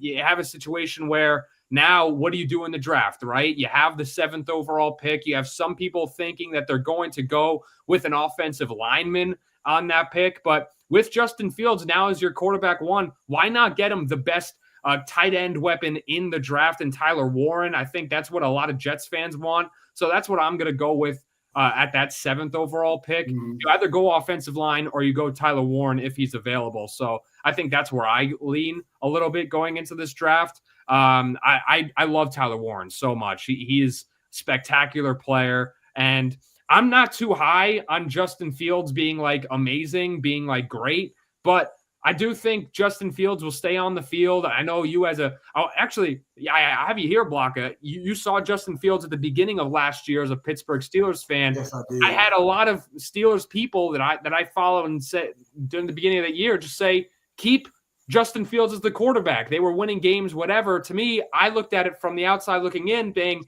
well, you have a great defense. It doesn't matter who the quarterback is. So how are you kind of in that situation with both of those quarterbacks? So here's what I'll say. I'll start backwards and tell you that Russell Wilson did fall short. But I think, and to that point, you talk about Aaron Rodgers as a 41-year-old quarterback, which is why I'm mind blown. Like, hey, why are we even entertaining this? We just saw a 35-year-old who couldn't do it. And part of that was that he had 3 games in 11 days. It's just a 6-year difference. It's all right, man. It's okay. 6 years, a lot, man. I mean, 6 years more experience. But and this is a 41-year-old telling us that he doesn't want. I want to be 41. Stop. Stop. So look, I just turned 40 in March. My knees are shot. Whatever. So, but my point is that I think Russell would have had a more fair shake if it wasn't for those 3 games, not just 3 games, 11 days, but we're not talking Browns, Jags, Giants. We're talking, Eagles, Ratbirds, and what was the other thing? The Chiefs. Yeah. Can you please call them by their name? They're called the Baltimore Ravens, sir. The football team in Baltimore. Anyway, so but to get to Justin Fields, which I love having him on our team on Madden, but at the end of the day, the death nail on his career, his starting career for the Steelers is simple. The Dallas Cowboys were missing 5 of their projected starting top 5 defenders, and we couldn't score 20 points against that team. So yeah, why are we talking about the old man now? What's that? The Cowboys get no burn on this podcast today. Cowboy. Well, I'm sorry. The Giants have a better record Cowboys right now than I give the actual Cowboys. And Washington, right hand up. Who are we? The Commanders. I'm that fan. I'm that guy. You were one Hail Mary from your season falling apart. So I'm interested to know your thoughts about the rest of the draft, Gabe, and particularly, is there are you looking? Do you have any hope as a Giants fan yet? Are you still kind of hanging in the balance, or where are you at with what the Giants are doing? As a fan, I've always got hope. I think if you're a fan with no hope, I'll go back to the Knicks. There were a lot of Knicks fans that didn't have hope going into these playoffs, saying that there's no chance. And realistically, logically, fine. Are they going to beat the Celtics or the Cavs? Probably not in a series. But if you're a fan with no hope, what the hell are you watching sports for? Like, what the hell are you doing? So listen, I'm telling you now, I'm going to Opus Clips as soon as this is done. I'm clipping that part because I've got a friend who's a Giants fan. I shouldn't even say a friend. We're in a fantasy league together, and I actually hate his guts. But I mean, great guy. Reed's a great guy. But he's a Giants fan. And he's like, oh, I know our team stinks. And it's like, dude, you can't be a fan and say you got no hope at all ever. Like at some point, you know what I'm saying? Like you said, what are you doing if you got no hope? Yeah, sports are here for us to unite and take all the nonsense from your shitty work day and from your toxic relationships. Throw that out. Grab a beer. I don't drink, but grab a beer, grab something, and just enjoy some sports. Enjoy your team and live and die with them. So for me, with the Giants, are they going to have a great year? No, they have one of the toughest schedules this year. Will they win 5 games? I don't even know if they win 5 games. Hey, but guess what? I'm watching every week. Toughest schedule. I want to know, how can you tell me that your Giants team is about to have the toughest schedule if you don't even know what you're putting out there? And that's the biggest worry, the worry of the unknown. So you don't know. Who's starting QB? Jameis Winston's going to be your starting QB, man. Yeah, no, it'll probably be dangerous, but I would say it's got to be Russ. Russ is going to throw less interceptions. You signed the same amount for Darius Slayton. I don't know why. Yeah, I mean, look, I think that Russell Wilson and Jameis Winston be better than a Tommy DeVito or or all I say is put Russell Wilson as your running back and Jameis Winston as your quarterback. Man, you might be able to run the Wildcat offense better than most people in the world, man. You might win probably 6 games if you do that. What I will say about the offense, though, if Jameis does start or Russell Wilson, you're going to see a lot more exciting plays in terms of 20 yards plus kind of plays, and with Malik Neighbors and Darius Slayton, guys who thrive in deep balls, guys who thrive in that kind of offense. Look, it really could be a good thing for them. Once again, they're not going to win. Once again, we could talk about that. But if you get Abdul Carter at the number 3, teams are going to really struggle to score some points. And you develop a little bit more with the cornerbacks that they got with Javon Hall. I think that was a pretty good pickup as well. So teams are not going to be scoring a lot of points on the Giants, I don't think, this year. Well, I was just going to say that the Giants have a great defense. My number is 3. For wins? No, not wins. Oh, 3 years. You how many years left on Malik contract? 3 years, right? 2, 3. Well, if they pick up this 5th he will be a Washington Commander and reunite with the Rookie of the Year, JD5. That's ridiculous. I'm going to tell you this right now. People want to play for us. They want to play for Washington. They don't want to play for the Giants. They don't want to play for the. They don't want to play for none of them. They damn sure don't want to play for the New York Giants. Nobody wants to play for the Jets. Everybody leaves it. Fit in well with that. I mean, you got to think you got Debo over there. You got Scary Terry. He wouldn't fit into that. There's no way. What do you mean he wouldn't? Debo was more of a slot receiver. He reminds me of who was the Jets? Wayne Corbett. That's what Debo Samuel reminds me of. Wayne Corbett. You're talking about first of all, put some respect on Wayne Corbett's name. Absolute respect, and that's why I'm saying Debo Samuels is going to be. Debo ain't making no damn Hall of Fame. That's for sure. Debo ain't making no Hall of Fame. What the hell? Hey. No, man, seriously, that's hey. So can we take a quick 30-second break? Well, before we do, you gotta shout out my boy Allen at Sassy's, and then yes. Oh yeah, I do. I got to shout out the owner of the job I work at, man. I work at Sassy's Barbecue and Grill on Weddington. Man, I had no idea he was a huge Met fan. This is incredible to know that the owner of my business has the best barbecue in Northwest Arkansas. Is a huge Met fan. Man, I am astounded. I thank you. I appreciate it. Shout out to the Sassy's family. Shout out to all of Sassy's, the crew, the people I work with on a daily basis. Shout out to them for the work that they do, the amount of time and the amount of bullshit they put me through with the shenanigans they make me go through with the smacking of the bald head, or hey man, you're bald, this isn't a third, or you're 40 years old.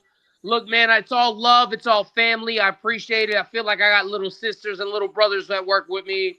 I also feel like I got older brothers and older sisters that work with me. So I appreciate it. I want to shout out them. Want to shout out Sassy's. And by the way, let's go Mets. We play the Phillies tonight here in about 2 hours. In 2 hours my time. I'm excited. We haven't played the Phillies all year. I'm looking forward to this rivalry. I'm looking forward to seeing this. Shout out to Alan, the owner of Sassy's. He is an amazing owner, and shout out to everyone that I work with at Sassy's. All right, so look, if you need a break, that's all good, man. Look, I want to jump into the comment section for just a second. We've had a very active comment section, which I'm not shocked by because Gabe, I'm sure I presume some of these are your people that are joining, and it's kind of been ruckus. Some of the people that are here and some of the things they're saying, it's really cracking me up. Shout out to Sarah Arenas and Facebook, which I can put this one on the screen. I don't know why StreamYard doesn't pull over Instagram. Yeah. But she did confirm, Anthony, that they are called the Ratbirds. I don't know if you didn't hear this. If you didn't see this. The Baltimore Ravens.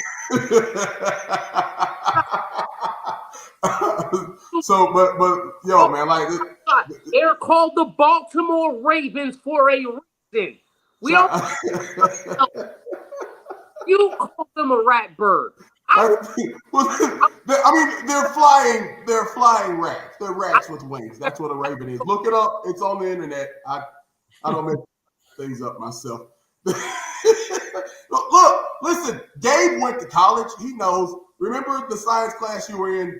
Tell me, confirm this, Gabe. You know. Which one? I was in a lot of science classes. I didn't go to very many of those classes. I didn't find them necessary, Gabe. So that's fine. I went to too many science classes. I didn't go to any. I only went to my entomology class. I made a round. That's all I did. There you go. So, but talk to me a little bit because I'm a little interested in finding out more of your story, Gabe. Tell me about your the college radio days. You were talking a little bit about that earlier. How is that? Yeah. So, I mean, what do you want to know about it? I mean, I did a lot of stuff. So. What station were you at? How did you get into college radio? So I went to Hofstra University in New York. That was where I went. That's a fancy college, by the way. Shout out to you. Yes, I enjoyed my time there, and I was looking for. I was deciding whether I went to Syracuse. I wanted to stay in New York, but didn't know if I want to go to Syracuse, Hofstra, or Fordham. I got accepted to all three, and I had a lot of people calling me an idiot for not going to Syracuse because they say Syracuse breeds all these broadcasters and all that stuff. And, true, good for them. They do a great job over at Syracuse. But for me, I wanted more, hands-on action. I've always been a hands-on guy, and I wanted to hit the ground running from day one. And Hofstra gave me a really good opportunity to, ever since my freshman year, I've been able to be a part of live broadcast, be a part of, doing all these great things and getting real experience, in the sports field. And obviously we're closer to the city as well. So, being able to take a quick train ride to go in and cover games and do all that stuff. So that's where I chose to go. And it was kind of from day one where the reason why I went to Hofstra was because of the college radio station. So my first couple of weeks, they had the little fair where they did all the camps, and I went right there. It's the only extracurricular I needed to do. And they the way they do it's super organized and everything. They make you do like a class before you join in, which takes a whole semester. You have to pass this test, which, I mean, everything was online anyway, so it was pretty easy to get through it. But, you have to take a test and pass all these things to get through it. But once you're in, it's kind of up to you. You have a lot of kids who go in there and they don't do as much, and they think that just because you're part of it, you're going to get experience. But me, I made sure I did a lot. And my college years were kind of weird in terms of I joined in 2019, and then 2020, obviously, we had the nonsense over there for those couple years. And I was one of the guys where that kind of ruined me as like, my mental, my person. So it took me, 2019, I was doing great. The beginning of 2020, I was doing great. But at the end of 2020 through 2020, end of 2022 to the beginning of 2023, I was kind of a mess. I was failing a lot of classes. I was not doing great mentally. And the thing that kept me along was the radio station. The thing that kept me going was the radio station and doing all those things. So I'm really grateful for the radio station for doing that and being that important in my young life. So now after it, all the tools I've learned and stuff from there, I was able to be a part of NHL broadcast, NBA broadcast. I was able to broadcast games, obviously NCAA games, through the school. And, I've done all these things, and, my resume looks great, but all of that resume is based off of what I got there. So that's pretty much everything in terms of schooling for me. But that's pretty fantastic, man. And look, that's don't take that for granted, dude. That's awesome. Man. Just getting the opportunity. For those who may be just joining us, we're here with Gabe Zoda. Am I saying that right, Zoda? Am I saying your last name right now? You do way better than a lot of people, so yeah.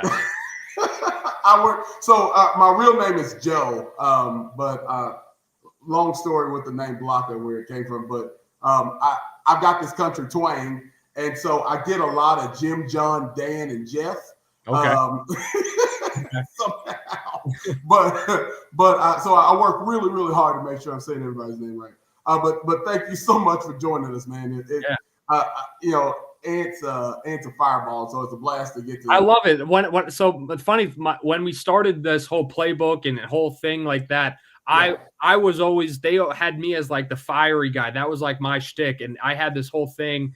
And Ant said he scrolled all the way down to the bottom of the page, so he might have seen it. I had this whole segment, it was like the Zoda rant, where I would just start yelling about something for like 35 seconds, and they'd be like siren horns behind me. Even in college radio, like that was like my thing. At the end, I was like the Zoda rant guy. I would just go on some sort of rant, and I remember, one of the videos, me talking about Anthony Davis, because we're talking about the Lakers, and if everyone calls him, say he always get injured, injury prone, and all that stuff. And I was saying, oh, well, he wasn't that injured. And I was a whole list of players that were more injured than him. So kind of defending him there. So okay. I get where he's coming from. So when I see him going off, I'm like, all right, I know what he's doing. And, I let him go. Yeah. Look, man, it's, so one of the things I'm learning, and so I've always been kind of a straight-laced, and I've worked in radio for a while and in sports production for a while. And I always like to try to be perfect in everything. But I found that my best moments, some of the best moments I've been a part of in broadcasting, comes when you kind of let your passion shine through. And so it's one of the things I admire about him is just, and that's why we call him the Angry Puerto Rican. When we have an angry hot take, we've actually got a sponsor that takes care of it. But I love it, man. It's a blast to see that. And that's the beauty of this thing. And again, that's why I call it Fanatic Sports, because you give them sports gives you the opportunity to be fiery, passionate, and caring. And, look, I can tell you that the Giants suck, and you can tell me the Steelers suck. Yeah. And while we might disagree, we don't get upset about it because this is just sports. Wait. Actually, no. You've only won 2. The Giants have only won 2. Oh, all right. That's a good point. When's the last time the Redskins won a championship, buddy? So anyway. Correct. They're called the Commanders, sir. Oh, my bad. I think. By the way, we got to give the Giants a little bit more respect because we all hated the Tom Brady Patriots, and the Giants took them boys out back twice. So sorry, I'll take that W all I can. Let me ask you. So you really believe Eli Manning was a Hall of Fame? And they won 3, by the way. They did win 1 in. They have more than 3. Oh, the Giants? Yes. You don't have more than the Redskins. Dude, the Redskins are the most irrelevant franchise in the entire NFC East. He's not wrong. You guys, the last player you guys were known for was Sean Taylor. Like, put some respect on Sean Taylor's name. I am. That's why I'm saying he's the last player y'all are known for. You're lucky I'm not wearing his jersey right now. No, you need to stay safe in your home. Don't wear the jersey. Stay safe. Hey, Gabe, man. We got coming up this weekend. Tonight, man. We got 2 games coming up, man. We got the Mets and the Phillies, and the Knicks Pistons tonight, game 2. Give us your take on your thoughts on tonight, because you had a very interesting take. Yeah. You had an interesting take on the Knicks after they won. You went straight to it, man. You had an interesting take on how we could beat the Pistons.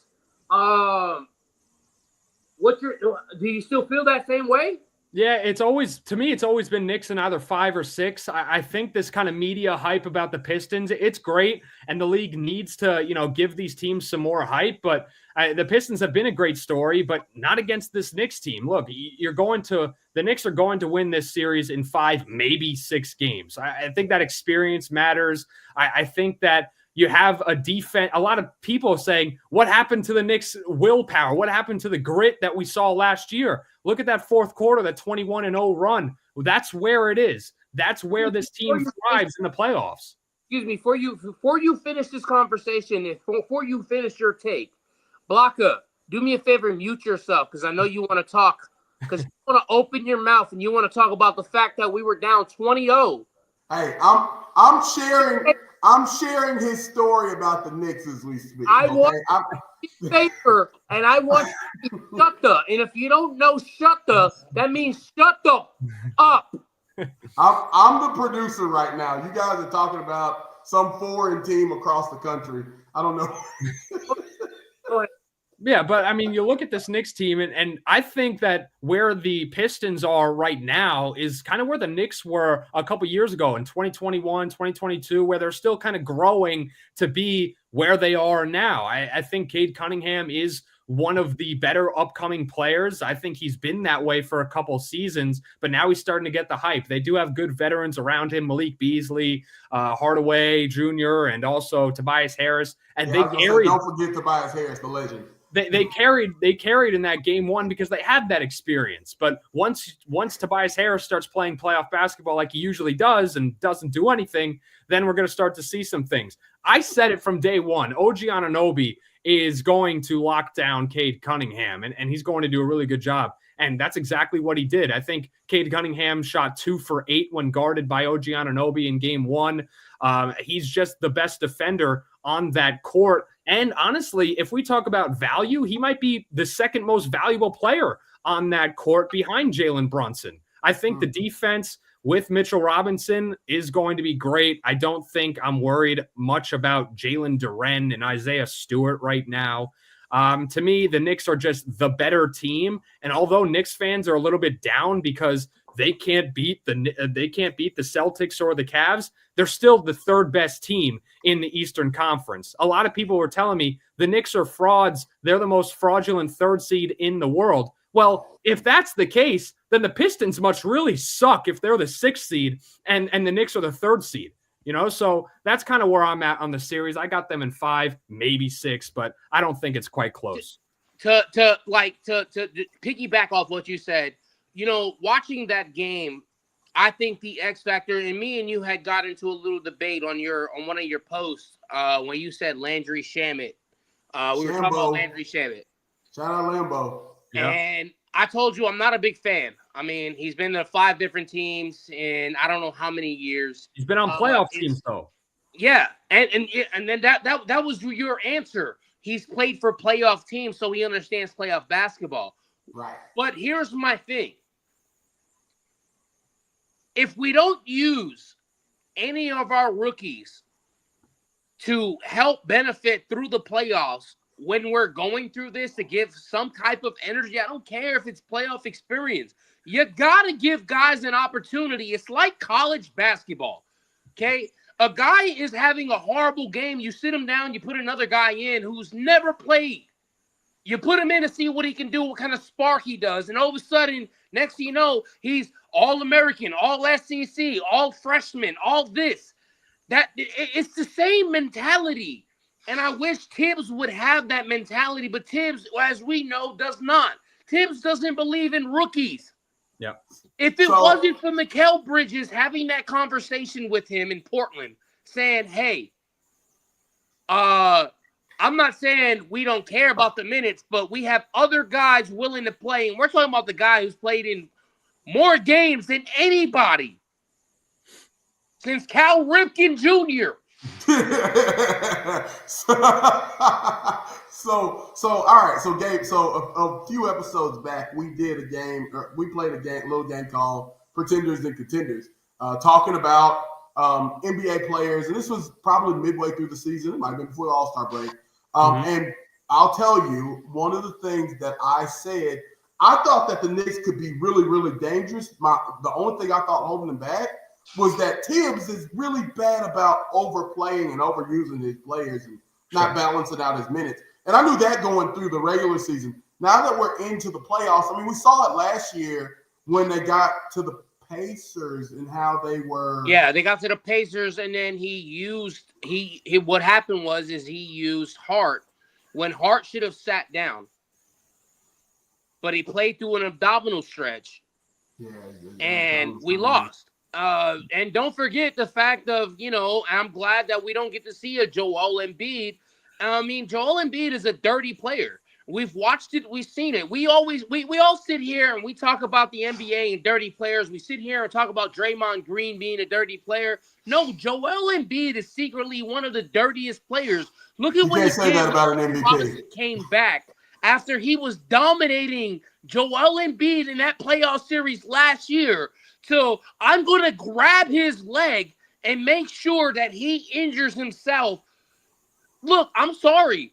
We don't lose Mitchell Robinson even with a bruised sternum, a bruised rib with Josh Hart last year. We win that series against Indiana. I'm sorry. But we don't have those two pieces. Yeah. We don't even have Julius Randle. He's gone. So he wasn't even there. So we were playing with that small lineup. And Gabe, please tell me and correct me if I'm wrong. But we look at this Knicks team now, right? We look at this Knicks team now. Mm-hmm. We have all the guys that can punch somebody in the mouth. Am I correct? Metaphorically. Sure. I mean, again, last year, you also didn't have OG Anunoby. You didn't have Bogdanovich, who you got at the trade deadline and looked pretty good off of that bench. So you were dealing with a super hobbled team in that Eastern Conference playoffs last season. And yeah, they probably beat the Pacers in that 7-game series if you had all of those pieces. This team, though, to me, a lot of people, this is the difference between last year's team and this year's team. I feel like this year's team is more talented, but there's that next level to where are they willing to give that fight that we saw last year's team? The reason why we fell in love with last year's team with Dante DiVincenzo and all these guys, Isaiah Hartenstein, they brought that fight, that next level kind of grit that New Yorkers love and fall in love with. And are we seeing that with this year's team? A lot of fans said, no, we don't have that. And this team doesn't have that next type of mentality to really fight through it. I thought in game 1, they showed that they still do have it. I do think that this team has the talent. I think this team has the ability to at least, obviously win this series, but I still think that fans over expected too much from this year's team. When you look at this year's Knicks team, and then I'll talk about Tibbs after this. But this year's team, it was never their year to win a championship this year. I know you made the trades for Cat. I know you made the trade for Mikal Bridges. You gave up a lot to get those guys, but when do teams ever build and ever get together and win in the first year? I mean, look at the top contending teams this year. OKC, Boston, the Cavs. They've been together for 3-4 years now with that core. So now they're finally becoming contenders and winning championships. It's going to be the same thing with the Knicks. You always had to give them another year or two. Now let's talk about Tibbs, right? Let's talk about him. And I thought in game one, he did a spectacular job, in my opinion, in game one. I think we talk about him overplaying guys, and he's always stuck to his rotations and lineups. In game one, if Tibbs doesn't keep Campaign for as long as he kept him in towards the end of that game, they lose, because Campaign was the reason why they won that game, as hilarious as that sounds.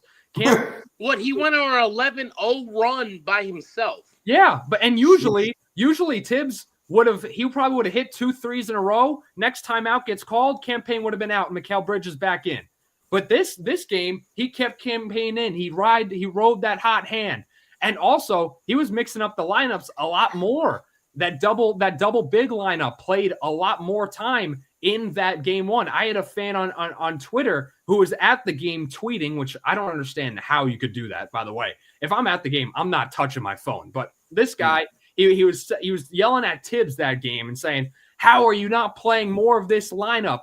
And I said, that lineup was good, but also it faltered, giving up threes. And that was the point where they were down by 8 points. You can't keep giving up threes. So they brought back that lineup that went on the 21-0 run. And after, I was petty towards him. I was like, how's that lineup looking for you, buddy? Because because that lineup went on the 21-0 run. The lineup you wanted didn't work out towards the end of it. So, I mean, I feel like Tibbs made the right choices in game one. I'm always a fan of those bench guys like, Tyler Kolek and Campaign and Landry Shamet, like we talked about, because those are the guys that make the difference in these playoff games. We saw it in game one with Campaign. Who will it be tonight in game two? I don't know. Maybe Deuce McBride or Landry Shamet, but it needs to be one of those guys.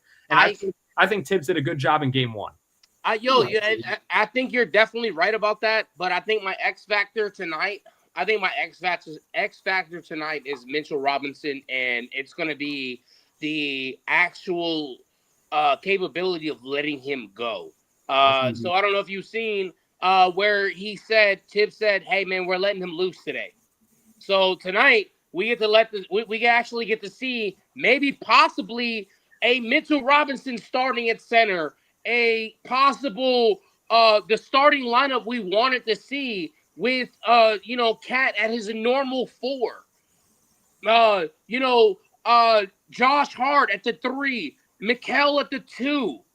And Jalen Brunson at the 1. I mean, we get to see that dynamic, but I think Mitchell Robinson is going to be that dynamic player because he gets offensive rebounds. He does the little things, and when he actually plays, his percentage, field goal wise, is literally over like 56, 57% for the field.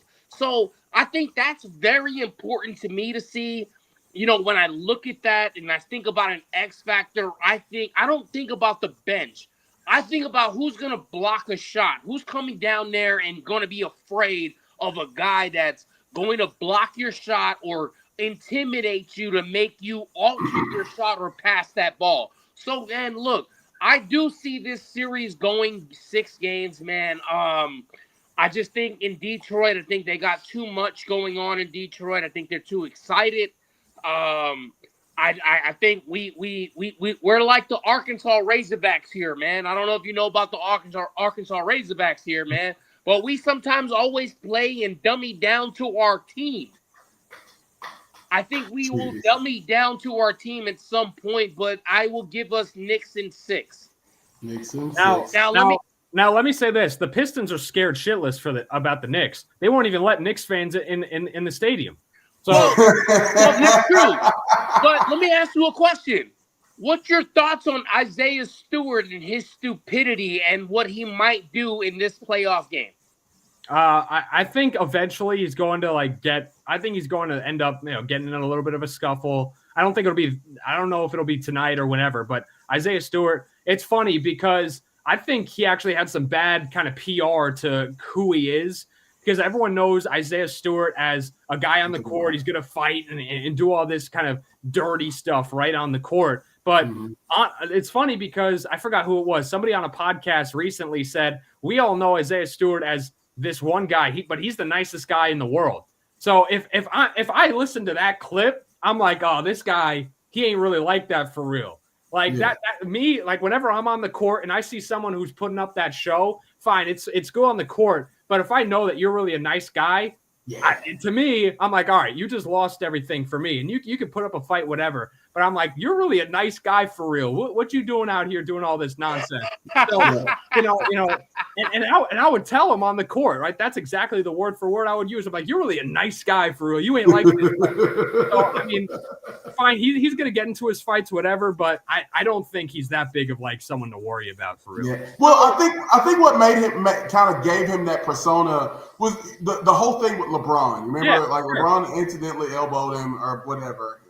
Obviously, he said it wasn't an incident, whatever the case was. But they had to keep holding back. But I'll be honest with you, man.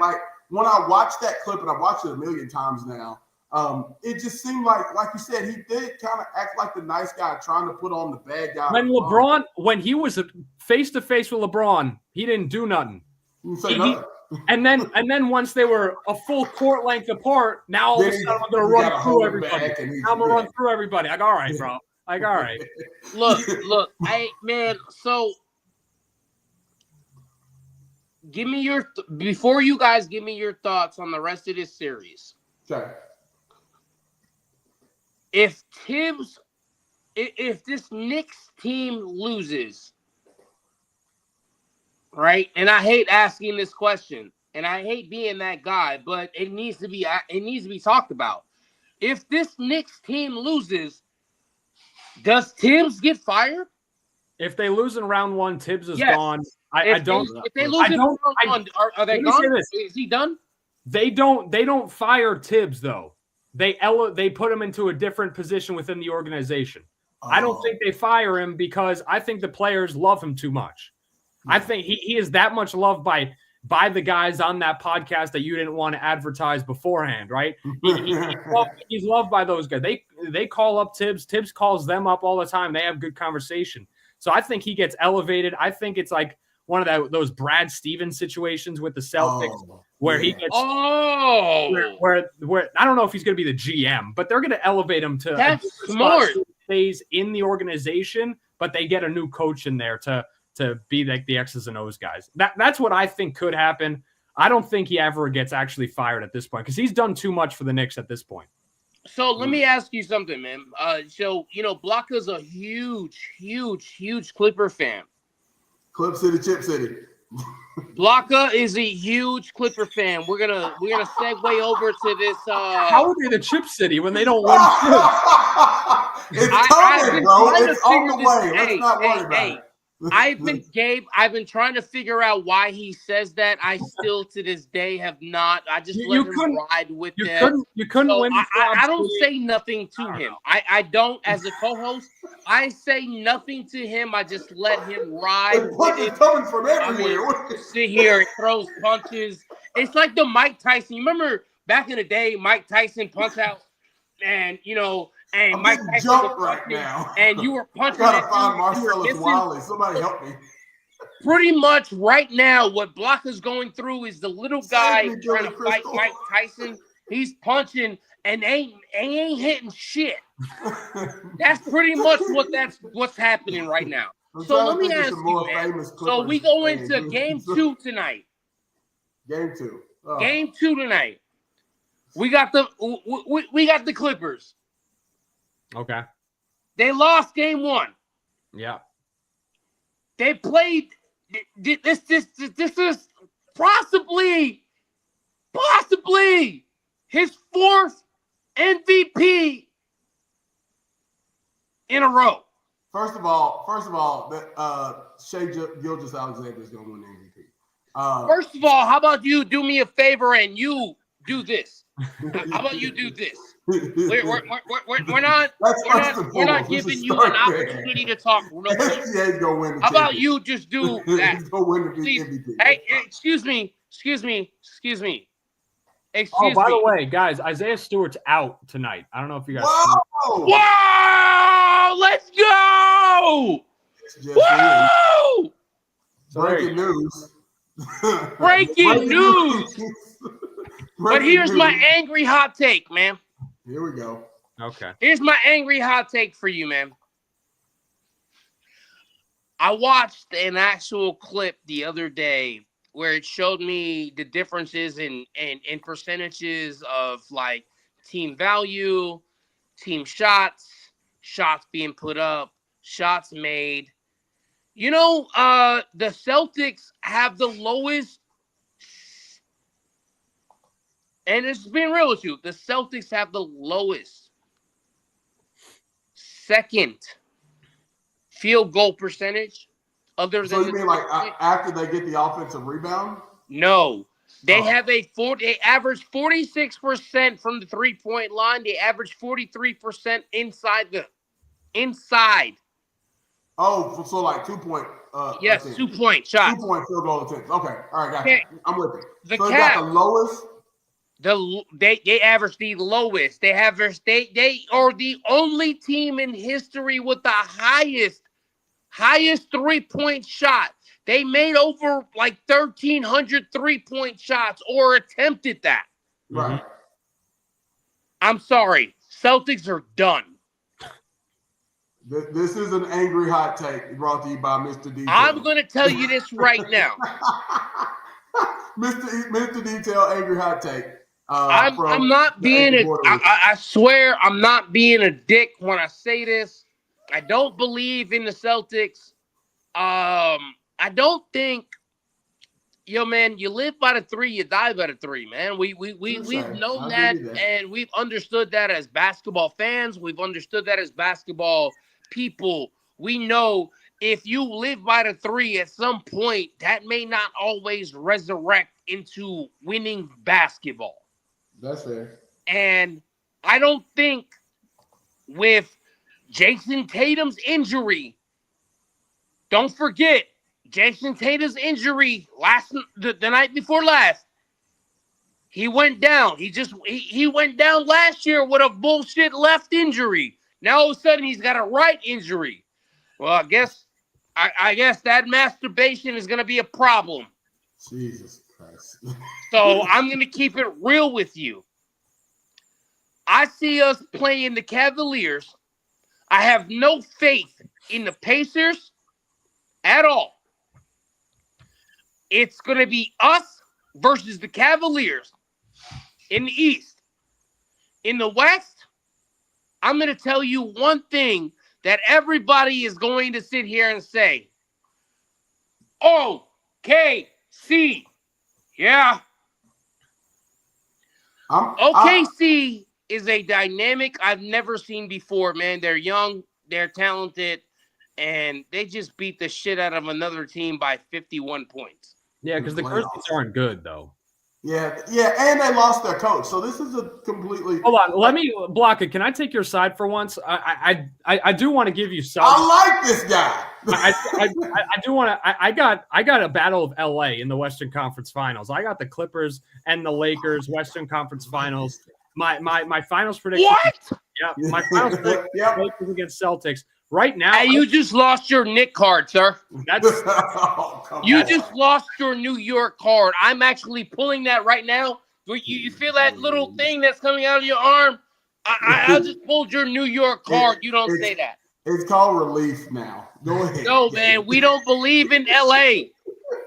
That's fine. I mean, what? I mean that's fine. I've journalism first. Okay. Yeah, I've lost a lot of things first before my Nick --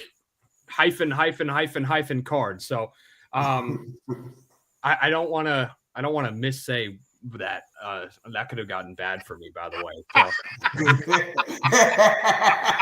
bad for me. But No, but I think the Clippers are going to win this series against Denver. I know we kind of sidetracked from it. I do like the Clippers the way that they came in. I think Kawhi is looking as good as he's been over the past couple of years because he's healthy. Ain't no way.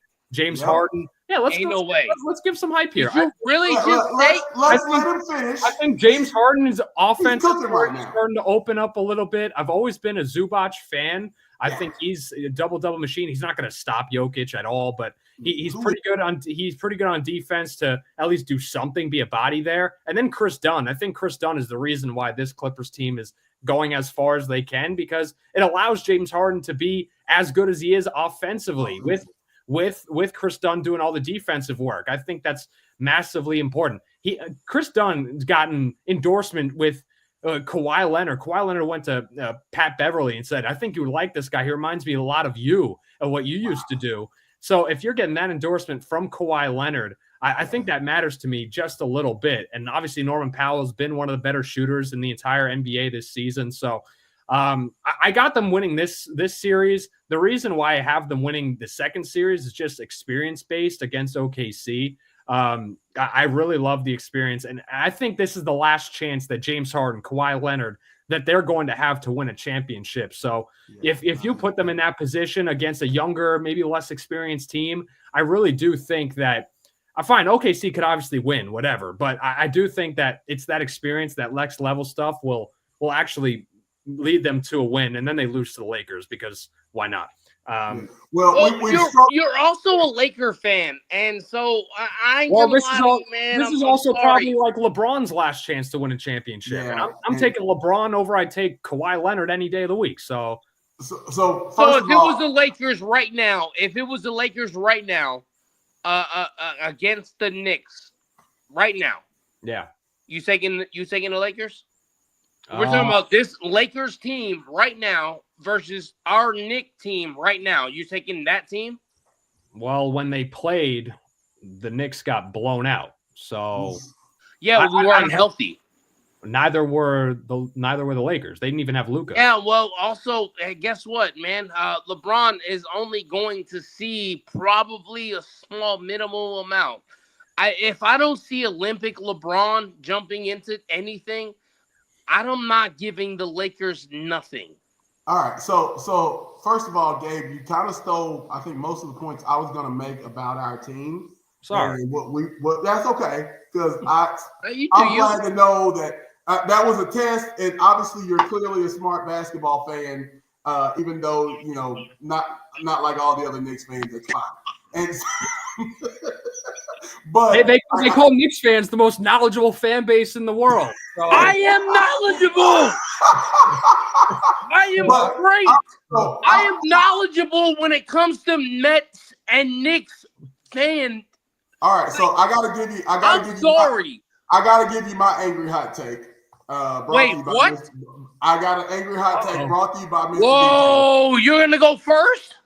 So my angry hot take is this: I believe that the Warriors are gonna beat the Rockets in 6 games. That's a hot take. Well, hear me out. I gotta finish it. And so I got one for you. If I'm not mistaken, so that's going to put them into the seed with OKC, right? No, I think Clippers go to OKC. Oh, do we? Oh, gosh. Okay. The Warriors would play the Lakers. So, I thought it went lowest seed to the highest seed. We'll have to look at it. You're oh man, you forgot about playoff basketball, man. Yeah, I mean, we understand, man. It's the first time you've been in playoffs in a minute, man. You probably don't know what playoff basketball look like. Hey, you probably don't know what playoff basketball look like. One of those playoff teams that old Rambo Shannon was on. Hey, look, man, I got you, man. If you need help to understand what playoff basketball seeding is like, there's no way a Knicks fan's talking about playoff. I have no problem explaining that. You see my problem? I thought 7 wins because we're 5, and so you're 5. Seven would go to 1. No, because it's the 4. It's the 4-5 game, and usually the 4 usually wins. It's 1-4, and then 2-3 on the other side. So Yep, you're right. Hey, Gabe, Yeah, I apologize for my co-host's misunderstanding of what real basketball wins are. right. But he doesn't know what winning is. He doesn't know what that means. So your team hadn't won a ring since '71. What exactly? And yet we still keep winning, and you keep still losing. Please stop. We've lost as much as y'all have lost. What are you talking about? No. Gabe's got better of a chance to talk about the Yankees now than you have a better chance talking about the Clippers. So you think the Lakers are going to beat the Warriors? Yes. There's the hot take. Yes. That's not a hot take. All right. Here's my angry hot take. I'm not even done yet. Okay. The Cavs are not a number 1 team. So it's the Knicks going to the finals. Is your hot take? No, it's Boston. You got Boston going to the finals? Yeah. I can see that. But you just said the Celtics were done, though. No, they're done if Jason Tatum is done. If Jason Tatum is done, I don't see how you guys. I don't see how Boston resurrects from that. How's he doing with that? His team. Ain't no way I'm sitting here. I'm going. We're gonna beat the Nuggets. I got you. We're gonna beat the Nuggets for sure. But You're not beating the Nuggets. So, all right. First of all, I've got $20 already. Oh my God, dude! You don't watch basketball, dude. Look, man. If you want to go ahead, you want to side with all of this bullshit, football bullshit. The other point I was gonna make, Gabe. I got no glasses. I'm sorry. We had 20 turnovers in Game game 1 and only lost by 2 points. After Gabe, 20 turnovers, I apologize. They're gonna clean up their turnovers, and you're right. We win this series in 6 games is what I had to say. I think we still won in Denver, and then we win all the games in LA. I think we're fine. Hey, Gabe. Let me ask you a question. How far do you see the Clippers winning? What do you mean how far? I said Western Conference Finals. Conference Finals. I can live with that. If we made the conference finals, this season to me would be way better than I expected. I thought that we'd be a 2nd seed, win a play-in game, and go get tore up by whoever. I had no hope for us, Gabe. And to be completely frank with you, I still kind of don't. It's a pipe dream. It's a pipe dream to even make the Western Conference Finals. I do think it's me saying they're beating OKC is very unlikely, but I want to see it because I want the Battle of LA Western Conference Finals, and then my finals. I want to see the Lakers go up against the Celtics in the finals because of that storyline. So that's a great storyline. I guess I'm just digging too deep into my journalist bag. I want to see Steph and LeBron one more time. I want to see Battle of LA. I want to see LA versus Celtics. No. Yes, it's going to happen. No. Yes. How about the Battle of New York? How about there's no Battle of New York without a Brooklyn type status, man? Like, come on, man. How are you a New York fan? You sitting here and you wishing for the LA? Let's be real. Let's be real. Look, man. Look. Let's be real. No one gives 2 shits about the LA Clippers. Woo! They are not a team of destiny. No one gives 2 fucks about them. And how the fuck does anyone? And man, there's about like $7, $8 I'm throwing into the swear jar. How about I'm throwing $15 into the swear jar for the next runner-up to actually get this? I'm actually talking shit. Excuse me and excuse my fucking language.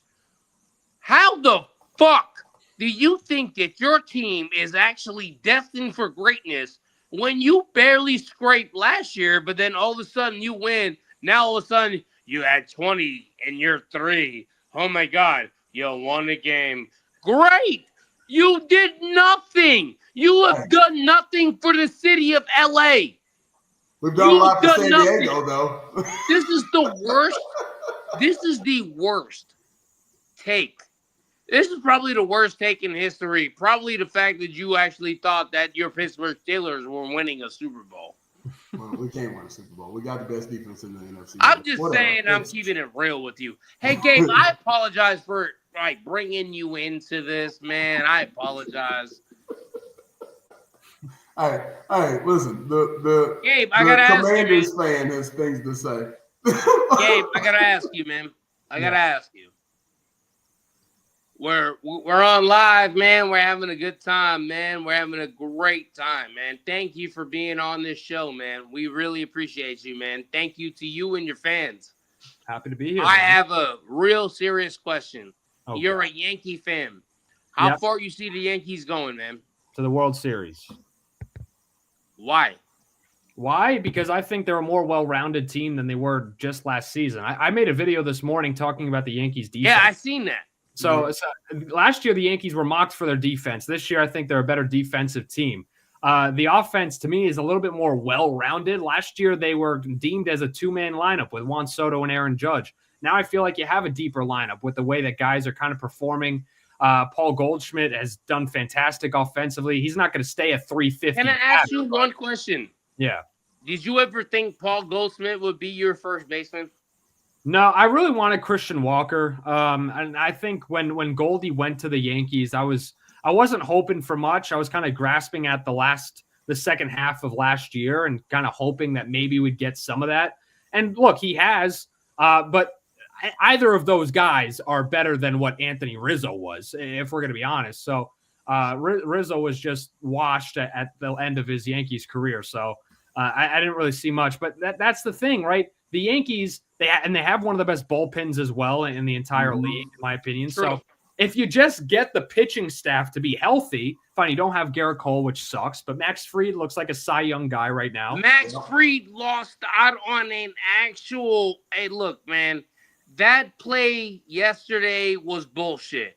Yeah, I mean, it wasn't going to be a no-hitter anyway since he actually gave up a hit, but it was annoying because that was to me, it was an obvious error.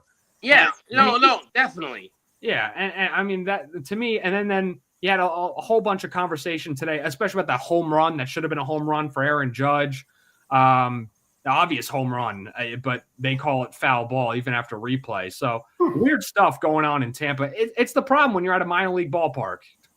I got a question for you, man. Yeah, I know Block is gonna attest to this, man. I know Block is gonna attest to this. Okay.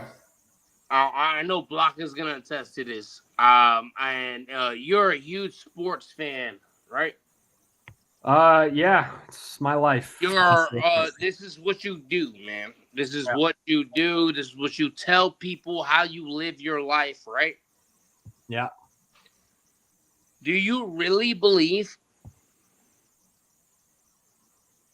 the Mets were better off signing Juan Soto to a $15-year $1 million contract for $765? Or do you think the Yankees, as not a Yankee fan, do you think that was more accurate for them to not sign him for that amount? Do you think that was well enough for your team to propel yourself to greatness? Well, once again, last year they lost the World Series because they weren't great defensively. It wasn't the offense. Last year they weren't great defensively, right? Can we agree on that? Last year at the end of game one, they should have won, but they didn't have somebody to close that game, right? Mm-hmm. What did they do this year? They added better defense. They added one of the best closers in the game.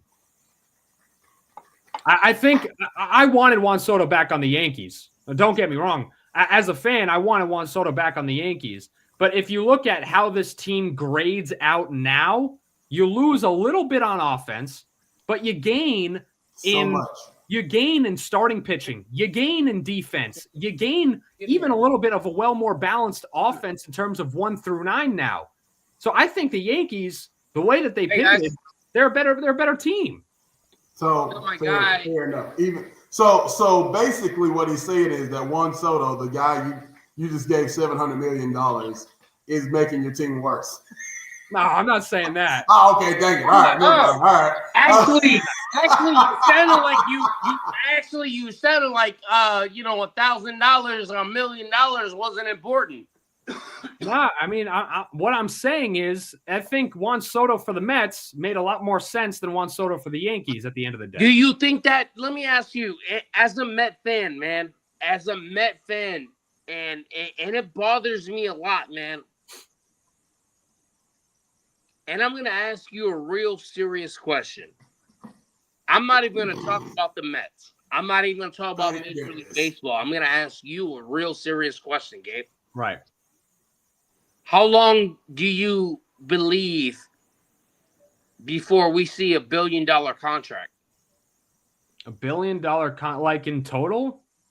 I mean, we already just signed Juan Soto to you're saying for the Mets to sign $1 billion contract? No, I mean just in general, a sports team to sign $1 billion contract. I mean, it's not long, man. No, it's not long. The question is probably what sport, and we're probably going to see in baseball, right? I mean, baseball is probably going to sign $1 billion contract with some bullshit for some odd reason. But who would that be? Because Juan Soto just got $800 million, and he didn't even deserve $800 million, but he got it. Shohei Ohtani the year before it, he got I forget the number now, but he got $1 trillion deferred over how many years? Oh my gosh. No, I mean it's obviously not. It's hyperbole, but I don't know what the actual number for Shohei's is. What is Shohei's contract? But it's a 10-year. It's 10-year, but it's 10-year deferred.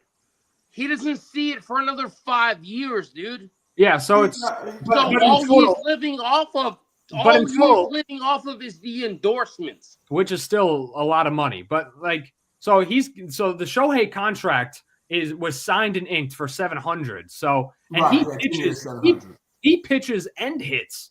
So who is it going to take for somebody to be that good to be worthy of $1 billion crazy contract? Part.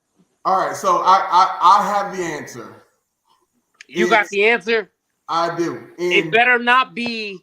It's going to be Jack Caglione. That's who it is. No, it's going to be Jazz Chisholm. Oh, hell no. Jazz Chisholm. I was going to say Dante Bichette, but no, you're right. It probably will be old Jack Caglione. No, man, I actually think Jazz Chisholm is probably one of the best hitters in Major League Baseball, but nobody likes to agree with me. Because he's batting 180. Why would he? Yeah, because he's batting 180, and here's the thing. And then once he starts to hit, guess what? He's been batting 360, 350. But it's right now is a look. I'd rather. This is a New York issue right now, man. And guess what? Blanca? We don't allow your kind here. It's gonna be Bobby. It's gonna be Bobby Witt. We do not allow your kind. We don't allow Southerners in this podcast at all. But go New York, go New York, go. Bobby Witt's not going to get that. If he gets that contract, it's not going to be with the Royals. See, I know. Because the Royals are lucky they gave money to Bobby Witt. They never give money to nobody. Hey, look, hey. Y'all still trying out Salvi Perez for some reason. Hey, look. The amount of money that Salvi Perez got, man, was worth it. Let's be real. I guess so. Look, I'll be honest and say that and Sal's one of my favorite players. He's actually one of the few players that I didn't get to meet during his time in AA. But Sal is Sal's 34, 35, man. Let's be real. I don't know how much time he's got left. Maybe 6 years at best, if that. We're at the end for Sal. So, You know what I mean? I think that money was just the way to say thank you more than, it's more for what he's already done than what he's going to do going forward. Right. Hey, man, so I got a question for y'all, man. Yep. This has been real. It's been a blast, man. This has been an actual fun podcast, man. I really loved having you, Gabe, man. I hope so. Dude, man, you are tremendous, man. You are amazing in what you do, man. Gabe Zoda, you are amazing in your talent, how you break down the Knicks the Yankees. Man, tonight, again, I told you, we got two nights. Gotta find my boo soundtrack to put on there when you Tonight, we got two games. So we talked about the Knicks. Talk about the Mets tonight. Do we have an opportunity to beat Philadelphia? So the Mets. It's weird, right? Because this is like the biggest series of the year for the Mets so far. Yeah, so far. Because it's like the actual, like, you guys are actually playing like a good team for once. So, I mean, you can't talk shit about it. I mean, I know you laugh. It is what it is, right? I do think it's all going to be on the starting pitching. The pitching for the Mets has been spectacular to start the year.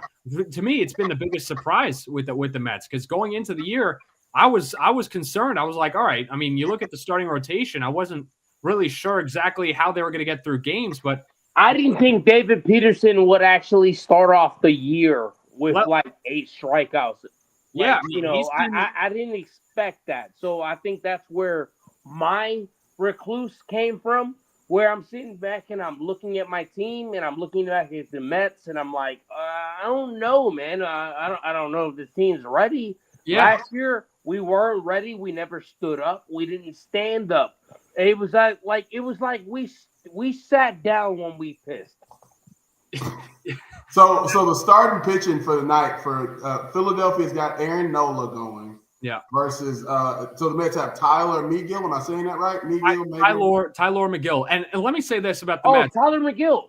Yeah, Tyler McGill's been pretty good. The Mets actually this season, in terms of ERA plus, right? I don't know if you guys are big stat heads, but ERA. Yes, we are. Okay, so the Mets right now have the best ERA plus in the entire league, which basically means they've been the best pitching team in the entire league, and it really isn't close. I think second place is the San Diego. I think it was like 3.5 after that. Right, so I don't think it's not that close. So right now, the Mets pitching is the reason why they're winning, because their offense, as much as we love to talk about the Mets lineup and coming into the season, the Mets lineup was supposed to be one of the better ones in the entire National League. They really haven't been hitting all that well. We've talked about Juan Soto not being great. Brett Beatty, guys like, haven't really been doing much. Brandon Nimmo haven't been doing much at all. And Francisco Alvarez, when he comes back, is he even going to play? Like, we don't know. So, their offense has a lot more question marks than I think we thought going into the year. And this pitching staff has carried them. So you look at tonight, you look at this Phillies series, it is all reliant on the pitching staff. And also you're at home, right? So can that fan base really string things together when the offense goes? The funniest thing for me is Pete Alonso on this Mets team, because Mets fans wanted Pete Alonso back, obviously. But the Mets front office, they didn't care about Pete Alonso at all. They didn't really want Pete Alonso to be back. They didn't want to pay him any money. And now Pete Alonso is the best batter in the National League. So, it's just a weird kind of dynamic. And now next year with Vladimir Guerrero getting his money from Toronto, you're probably going to have to re-sign again and re-up Pete Alonso's contract. So that's terrific. That's a terrific dichotomy. Yeah, it's fantastic, and it just feels right. It just feels right that Pete Alonso's a Met. And once again, well, this series, what's funny, Gabe, he got signed to a 1-year contract. And it's a 2-year contract with an opt-out, but yes, 1 year. Yeah, but I mean, be honest with you. I mean, it's a 1-year contract. Look, and he's having MVP numbers. Look, dude, look. This is the craziest numbers I've ever seen from an actual person. He's leading the league in besides Aaron Judge. We're going back. And let me pull this up, man. I haven't put my glasses on, man. Hurry up, Grandpa. I gotta be able to read. Yo, dude. All right, so Pete Alonso's averaging 346 from the plate. 6 home runs, 24 RBIs, 453 percentage. So basically a 45% on base percentage. Yeah, and he's averaged 27 hits. By the way, hey guys, I want to do one thing. And my co-host is probably gonna get mad at me because I'm about to do this. Guys, if you guys want an opportunity to get a free opportunity, and probably I got my background. Yeah, I can't see it because of the background. It's all right, man. I'll just go ahead and do this and switch it. I'll just go ahead and do that. Yeah. I have a card in my hand, man. You guys can scan that. I got a button running an actual opportunity for you guys to get some free Pokemon cards. I don't know what this is, but all I was told and asked was, "Can I do this?" Now, other than that, man, I'm done. I can't do it. Here, real quick. What we do over here are... All right, man. So I got my buddy over here, man.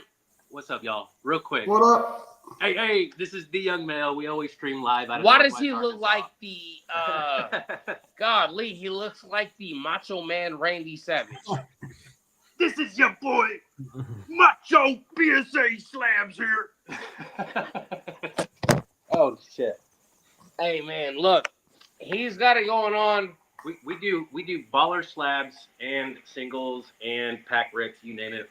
We got all kinds of cool stuff over here. If you check out the stream, it's the young male on whatnot. And I appreciate you guys for even giving me the opportunity to hop on. And hey, you're welcome, man. Say that. We give this guy the opportunity to get on. He doesn't know nothing about sports. The only thing he said was, fuck the Steelers and fuck the Giants. Right. So obviously this guy right here is a Washington Commanders fan. Woo! Let's go! Anyway, man, I do want to ask before we get off this, man. We got a playoff series. We got two playoff games. Man, Blanca, you know I love you, man. You are my brother. Love you, bro. My good sir, Gabe. Man, we have had conversations about who was the X Factor and all of this, and I'm glad I got to get you on tonight, man. I'm glad I got to get you on tonight. But I wanted to ask you tonight, man. Okay. I want to ask you tonight, and in the next few nights, how do you see these playoffs working out, and how do you see these teams implementing what was great and not great? And I mean that by looking at the Warriors, they're great, but they're not great. We're looking at the Lakers, they're great, but not great. We're looking at the Celtics, they're great, but not great. Which team is going to propel and be great and not turn their head? I think the most important thing for the Lakers is they have to try a little bit harder. In game one, it's that classic feel-out game kind of thing. That's what all the Lakers fans are kind of relying and hanging their hats on right now. They're saying, oh, it's just a feel-out game. But at the end of the day, they just didn't have the playoff intensity that you need to win a playoff series. And I think that, first things first, that needs to happen if they want to be great, if they really want to actually make a run in the first year of this Luka Doncic kind of era. You talk about the Warriors. It's all based on the defensive end. Steph Curry's going to hit his shots. Jimmy Butler in the playoffs, as much as I think it's a little bit overblown playoff Jimmy, I do think he had 26, 6, 5, and 7. Yes, look at his stats in the first round, and then look at his stats in every other round in his playoff career. He has great first rounds, and then he tapers off a little bit towards the end of the playoffs. So, but with that being said, he's very important. But I think for the Warriors, it's all defensive based. They need to be good on the defensive end if they really want to win. And then we talked about the Clippers a little bit already. It's all based off their 3-point shooting. If they're hitting their threes, they're going to win games, and it's not even going to be close. If they're not hitting threes, how do you kind of move from that? If Jason Tatum isn't there at all, how do you rely on? Is he going to be 100% healthy though? That's the thing. Is right. he going to be 100% healthy? He went down with an actual wrist injury. Yeah. That's the big thing. Yeah. So how do you kind of bounce back? Is Jaylen Brown in a position to where he could really carry that load? He won a Finals MVP already, right. But I mean, can he be the guy to really be get to that next level for this team? I'm a Clipper fan today. All right, I think the Clippers are going to win the series. So if they're going to win today, I'm a Clipper fan today. There you go. I'm a Clipper fan today. There you go. You sound like you're Shohei Ohtani. You sound like you got money on this. Yeah, man. I am a Clippers fan today. Let's go. And then I'll say this about the Knicks. It's all about 3-point defense. For the Knicks, the 3-point defense has been a talking point all season long. With Mitchell Robinson on the lineup and on the team, they've actually been much improved defending the 3-point line. So can they do that, right? If you can do that against a Malik Beasley, against these guys, you can't let them be open. So I think that's going to be big for I think Blocka – hey, Gabe, I think Blocka's having a little meltdown right now because he keeps scratching his head and he looks a little nervous. So about what? Man, he would keep scratching his head. You ain't noticed he's been doing this a lot, man. He ain't saying much. I think he's tired of your nonsense. I think that's what's going on. He's tired of my nonsense. We know I'm a Knicks fan. It's always. You know how much I've had to deal with him talking shit about the Knicks? Yeah, it's every year. Man, it is. It is. Hey, look, Gabe, man. It is a lot. That's fair. I'll give you that. But I want to say one thing. Hey, man, I hope good luck and good riddance to the LA Clippers. You are going to be the epitome. And I don't normally cut promos, but I watch a lot of wrestling. So I don't normally cut promos. But, man, good riddance to you and your team. Do me a favor, hug your mom. Ask your mom for forgiveness. Please do me a favor. Blocka, do me a favor. Hug your mom for forgiveness because of what I'm about to say should be forgiven. Fuck you and the horse you rode in on. It was a Southwest horse. I'm sorry to your mom by me opening my mouth and saying what I just said, but that's fair. So, all right. So, before we go, shout out to John Cena in his 17th World Championship. That by the way, WrestleMania was horseshit. WrestleMania was great. Okay, well, besides the ending of the second night. All right, go, Gabe. Gabe, you're a wrestling fan? I used to be a huge wrestling fan. I don't watch it like a lot now, just because my life is full of sports. Fuck John Cena. Yeah, I mean, that whole – by the way, they made – I was reading all up about it today. So at Elimination Chamber, you have The Rock, forcing that heel turn, and you're thinking he's going to be included, and he's not even involved anywhere else after that on the road to WrestleMania. So that because he said he was going to keep it boring. That's what he said. So if you listen to John Cena's promo, John Cena said, I'm going to make this boring. It's the anti-John Cena. I heard all of that, but like I felt like I was watching Hitler. He's still got a lot of man. I just opened up and I said that I know dude. I know I opened up and I said, hey man, I know I'm watching fucking Hitler, and I know your hands are wide open. No man, dude. This is crazy. This is wild to watch John Cena win his 17th World Championship. Now he's going to retire and he's done, right? He's going to retire with the title. Nature Boy showed him love after that. So I gotta say that I'm guessing it was, that somebody gave him some, because obviously I saw this coming 10 years ago that he was going to do it, but. Like, I think Gabe's a secret John Cena fan. I mean, John Cena is one of the goats. So I mean, it's hard not to like him. My favorite wrestler ever was Triple H. I was a big DX guy. Shawn Michaels.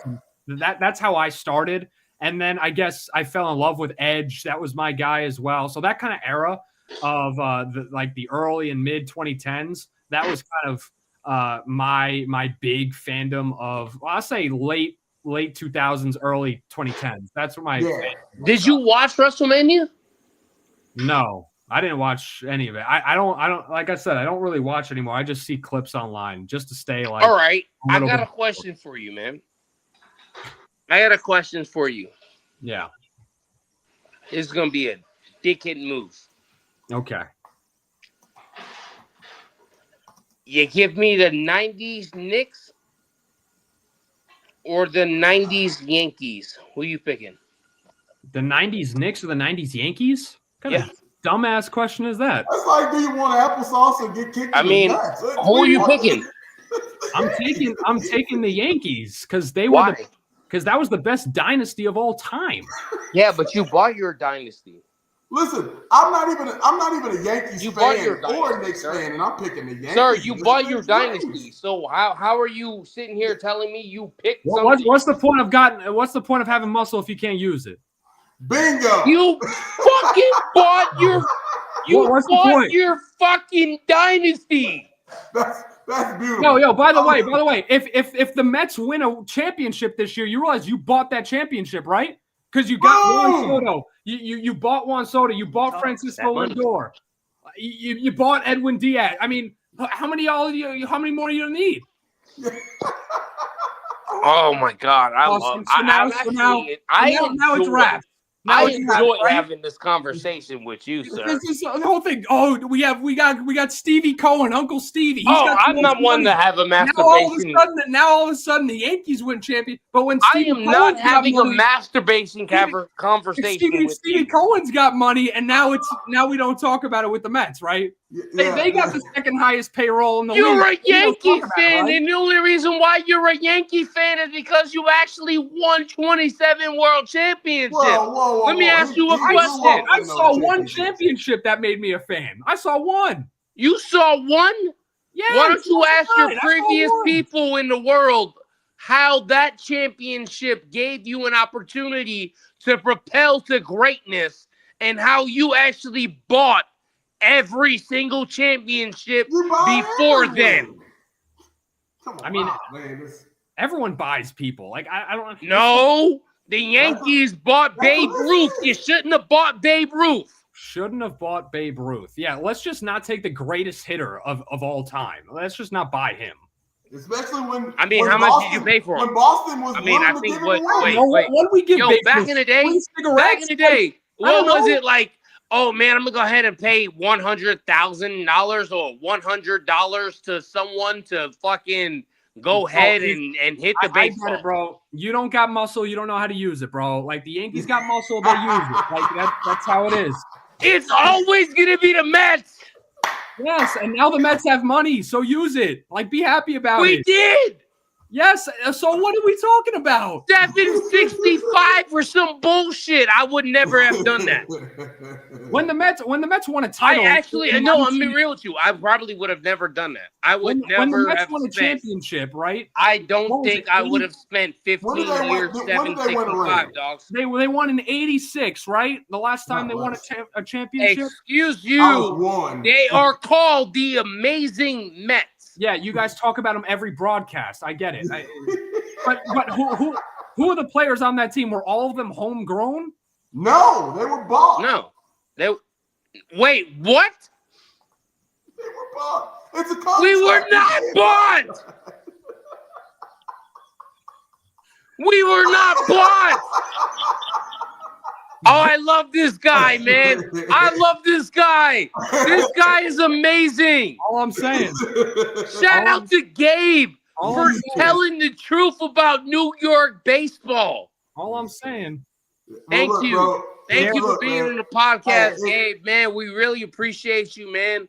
Hey, man. So tell us what you got next, bro. Give us a shameless plug. Shameless plug. If you like me busting their chops, you want to hear me more and hear my voice more, follow the Playbook at the Play BK on both Instagram and TikTok. I'll be voicing my opinions about the Knicks, the Lakers, the Yankees, the Mets, all these sports teams, the Giants once we get there, and the Jets. It's, I love conversating. I love having these sports conversations. I'm a journalist, but I love sports journalists because you can't buy sports journalists. That's a beautiful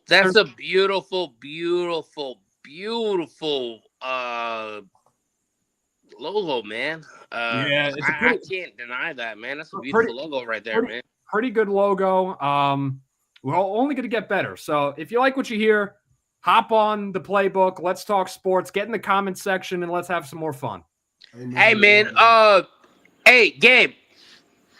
Talk to Blocker real quick and tell everybody what you plan on doing in the next 3 months. How you plan on recording and reporting the news.